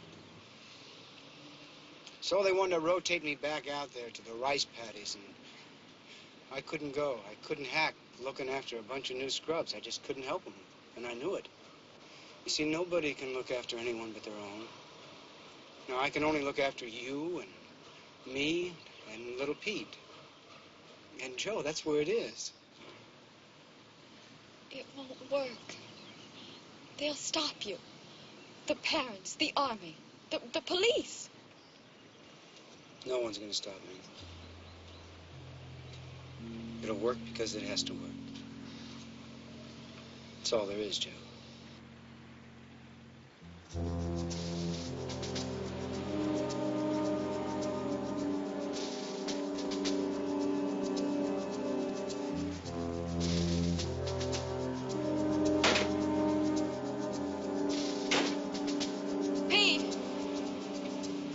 Pete, listen. I told you that I wouldn't push him. I'm going to get him now.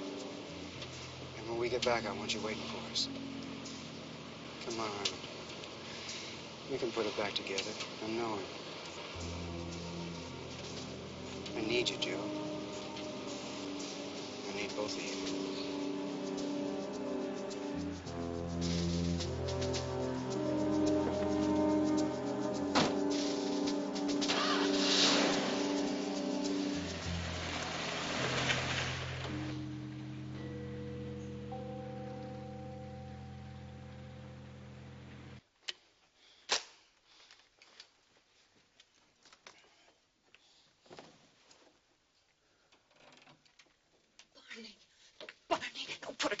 Please, Lieutenant Stone will be here any minute. When Stone comes, I'll put it away. Meantime, if that guy shows up here, he's going to get 2 barrels of double-aught.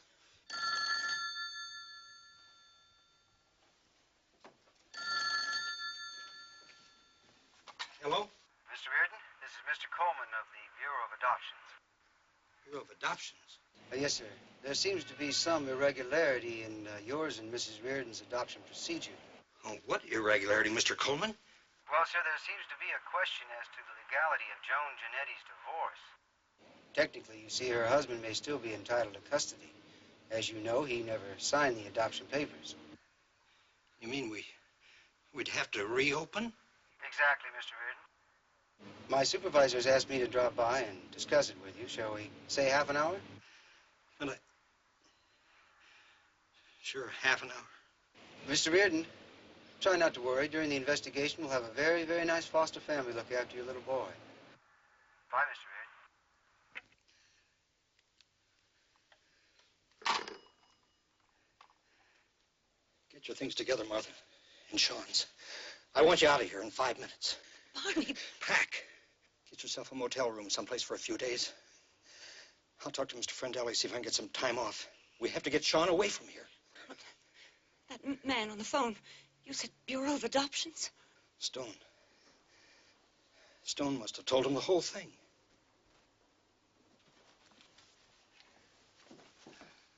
Forrest, Sergeant, Peter James. Now, you're sure? Well, then, what name does he have on the dependency allotment? Ah, Joan Genetti Forrest. Yeah, it's eyes. Thank you, Colonel.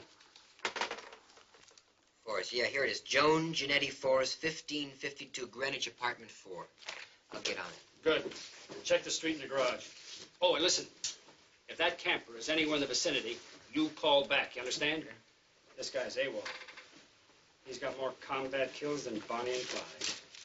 Oh, let me have Reardon's number.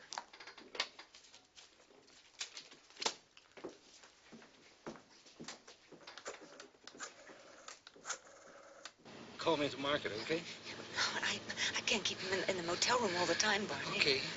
Check in somewhere, and then you can take him out for an hour or so. Take your sister along. Keep your eyes on him. I'll talk to Mr. Friendelli. The whole world's going down on this.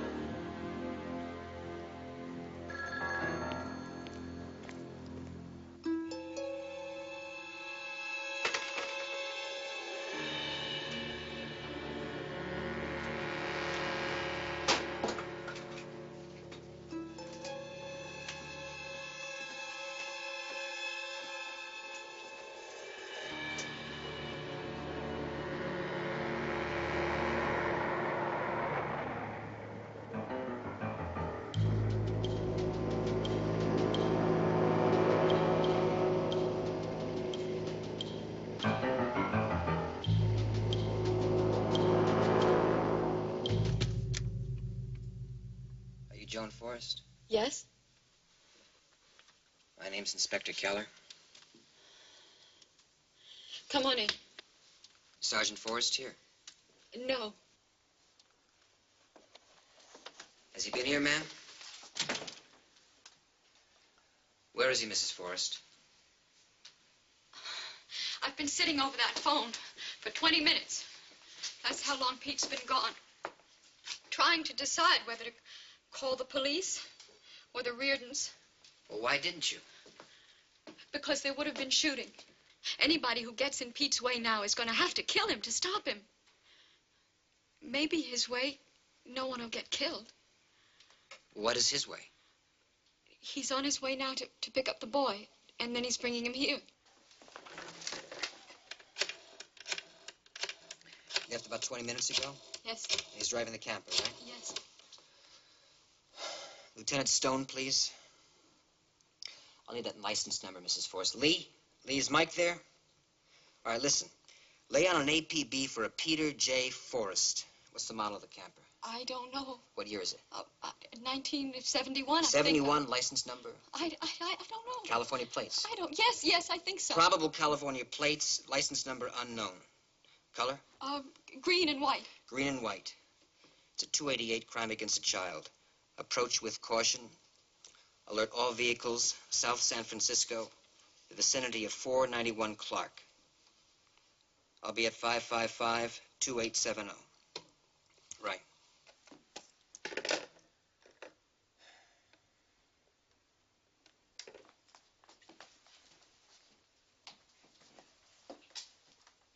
Are you going to wait? Yes, ma'am. He'll have the boy with him. You know that. I know, Mrs. Forrest. I know. I gotta tell you, Stone, whatever it is you want with Barney, I'm behind him 110%. The best cutter in the business.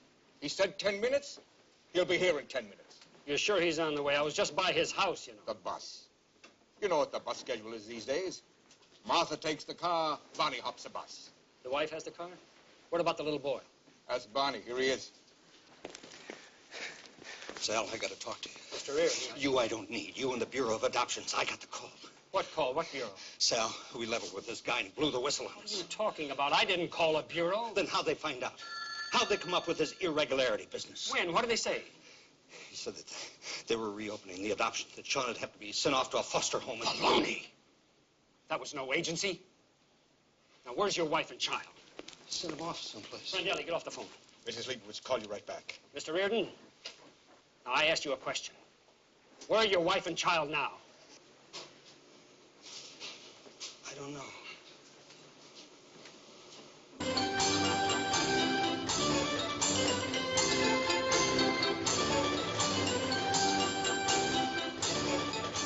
Alma, my head's splitting. All the excitement. The phone call. Here, you want an aspirin? Oh, thank you. I left everything at the hotel. There's a fountain over there. Sean won't get out of my sight. All right, I'll get him another ticket.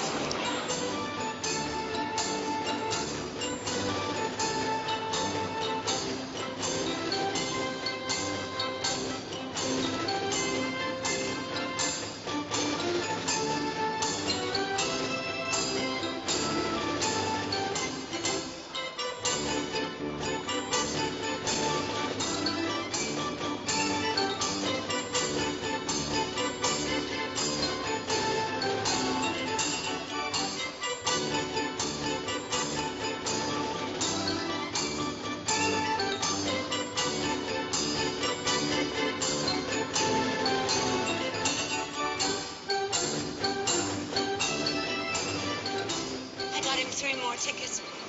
Alma. I think I've lost him.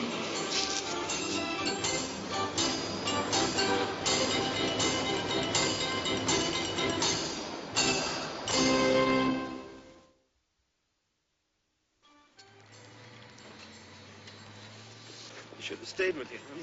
No, I think we know which way he's headed. Mr. Reardon, why don't you come with me and have your sister drive your car home for you? All right.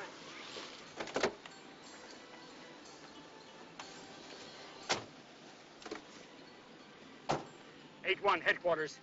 Go ahead, 8-1. Alert Keller at Forest Apartment. Company's coming.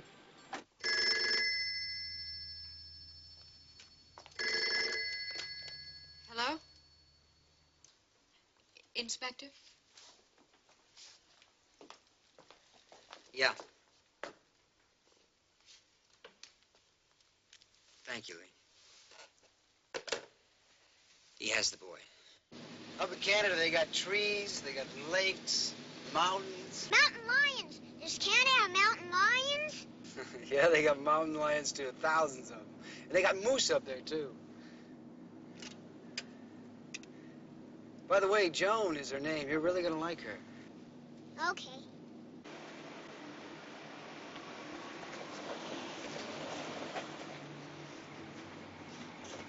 All right, he's here.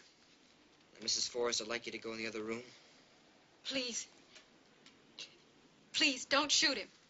Look, I don't want to shoot him, and I don't want him to hurt that little boy.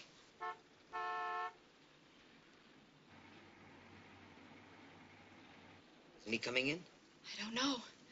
Never occurred to me that he wouldn't.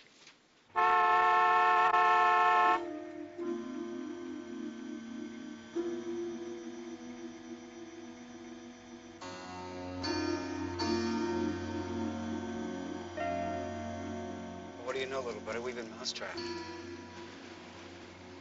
Charlie set us up. Who's Charlie? Charlie? He sets tripwires on the trails and mines the villages. Charlie's the enemy.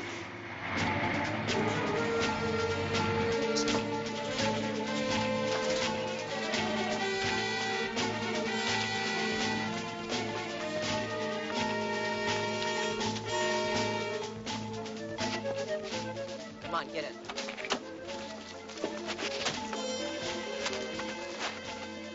S01, Keller to headquarters. Subject's vehicle proceeding west on Greenwich. 10-4.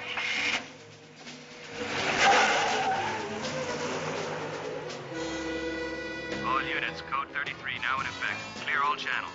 Inspectors 8-1 now in pursuit of subject vehicle. The white 71 camper, California license number 658DOU. Vehicle is under surveillance. Do not approach. Do not intercept. So, in our army, yours and mine, we have sergeants and we have privates. Now, you're a private and I'm a sergeant, okay?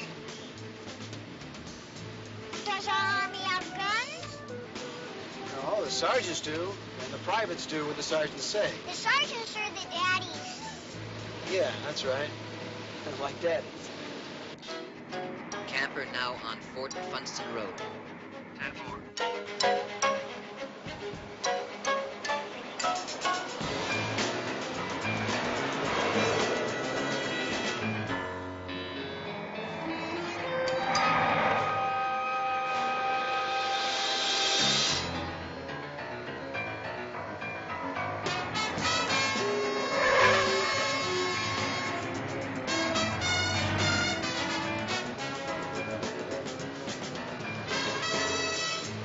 What do you know? Charlie outflanked us. What do you say we go to ground?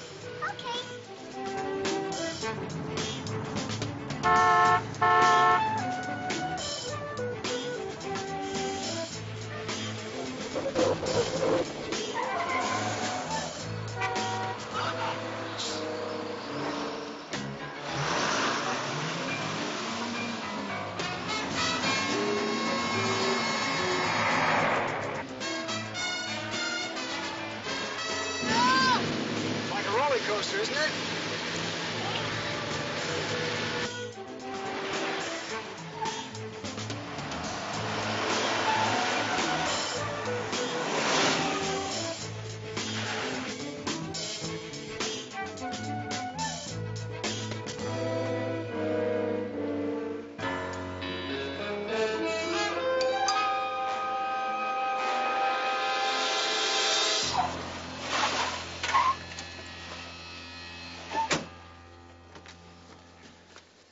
That man knows where he's going. I'll call in some backup units. Just to cut off the exit, sure. But we're not going to get that young fella with firepower. Can't use tear gas with a kid in there. What do you want to do, Mike? Let me have a flashlight. Mr. Reardon, I'm sure your wife will be much more comfortable farther back. Sure. Come on, honey.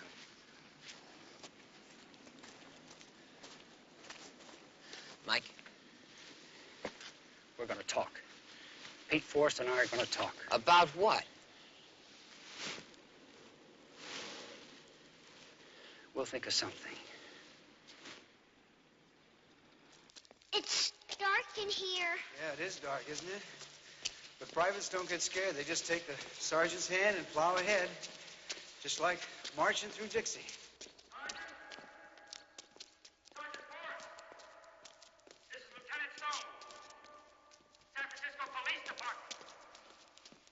I'm unarmed. I'd like to talk to you.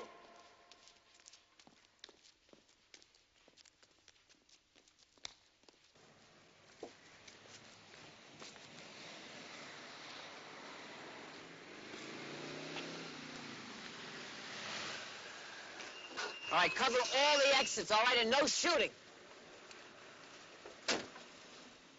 I played in here once, a long time ago when I was a little kid. They used to have big guns in here. What for? Oh, protect the bay. People thought that maybe big ships might sail in here and shoot at the city. Charlie? Is that who? You got it, pal, Charlie. I think I want to go. I'd like to go home now. This is it for now, Private. This is home. No, I don't think I like it. Here, I got a light for you. You hold on to that. My daddy has one of those. Yeah, sure. Sergeant! Listen, Sergeant! Let's stop and talk. I'm going to go out on recon for just a little while, and I want you to be in charge, okay? I don't think... How old are you? 5. 5 years old.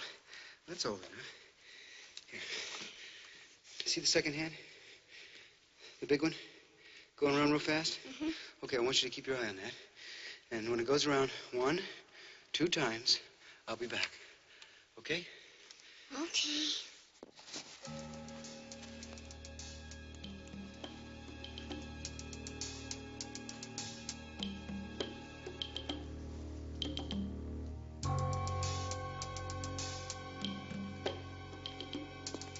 Sergeant! These bunkers go on and on forever. Why don't we stop and talk? Drop the light. Drop it. Push up position. Okay, duck squad, hands behind your neck.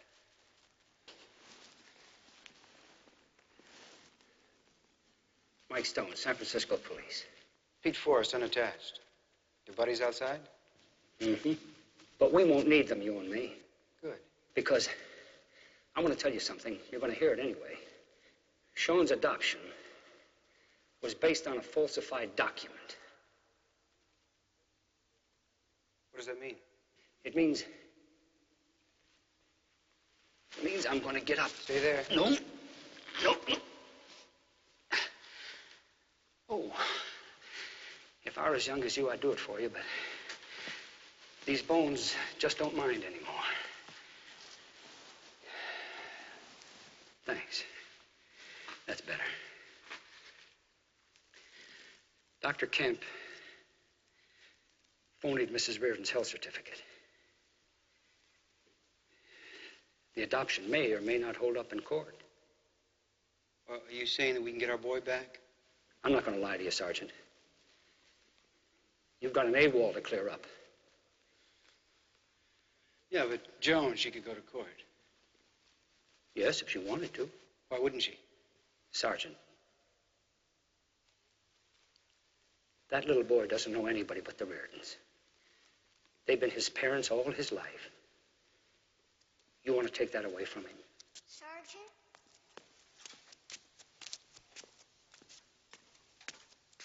What is it? The big hand's been around and around. Can I go home now? Maybe my daddy misses me. Well, what about Canada? And all the lakes and fishing we were talking about, remember? My mommy and daddy need me. I'm supposed to go. Well, I need you too, pal. Yes, sir, but... Listen to me. I want to tell you something. I want you to pay attention. 5 years ago... Forrest, don't do that. You want to push this thing, do it in court, do it legally. Now, that's your decision. But not here. Not to a 5-year-old child. Why, don't you know that when you're 5, you're looking for an anchor? Something solid, something to hold on to? Well, he's got that now. Son, I want to ask you a question. Whose little boy are you? My daddy's and mommy's. And who's your daddy and mommy? Mr. and Mrs. Barney Reardon. They live... What's he going to say? What else does he know? Of course. Leave him that, will you, Pete? Otherwise, he may never know who he is. Carolyn,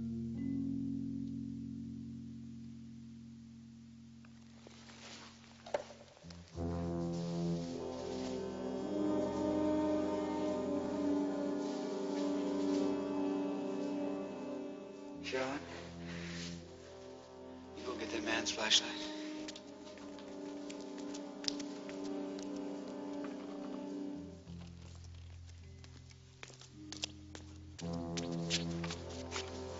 Thank you, son. Welcome.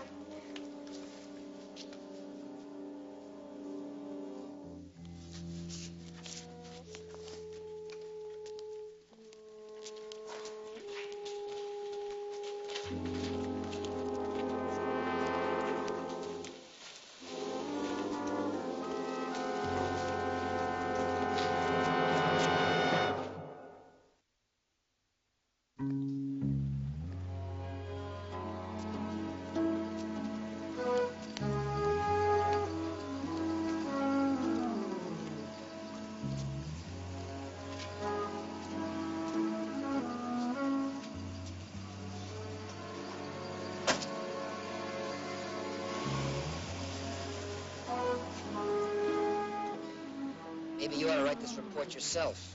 It's beginning to look like a set of references for Peter J. Forrest. Yeah.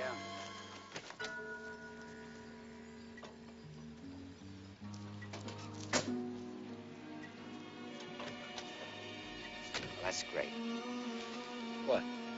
That. I think that's very nice. Think? You're a cop, buddy boy. You're not paid to think. Corrigan, do me a favor, will you? Make sure that this gets to motor pool, huh? Thanks. Come on, move it. Let's go.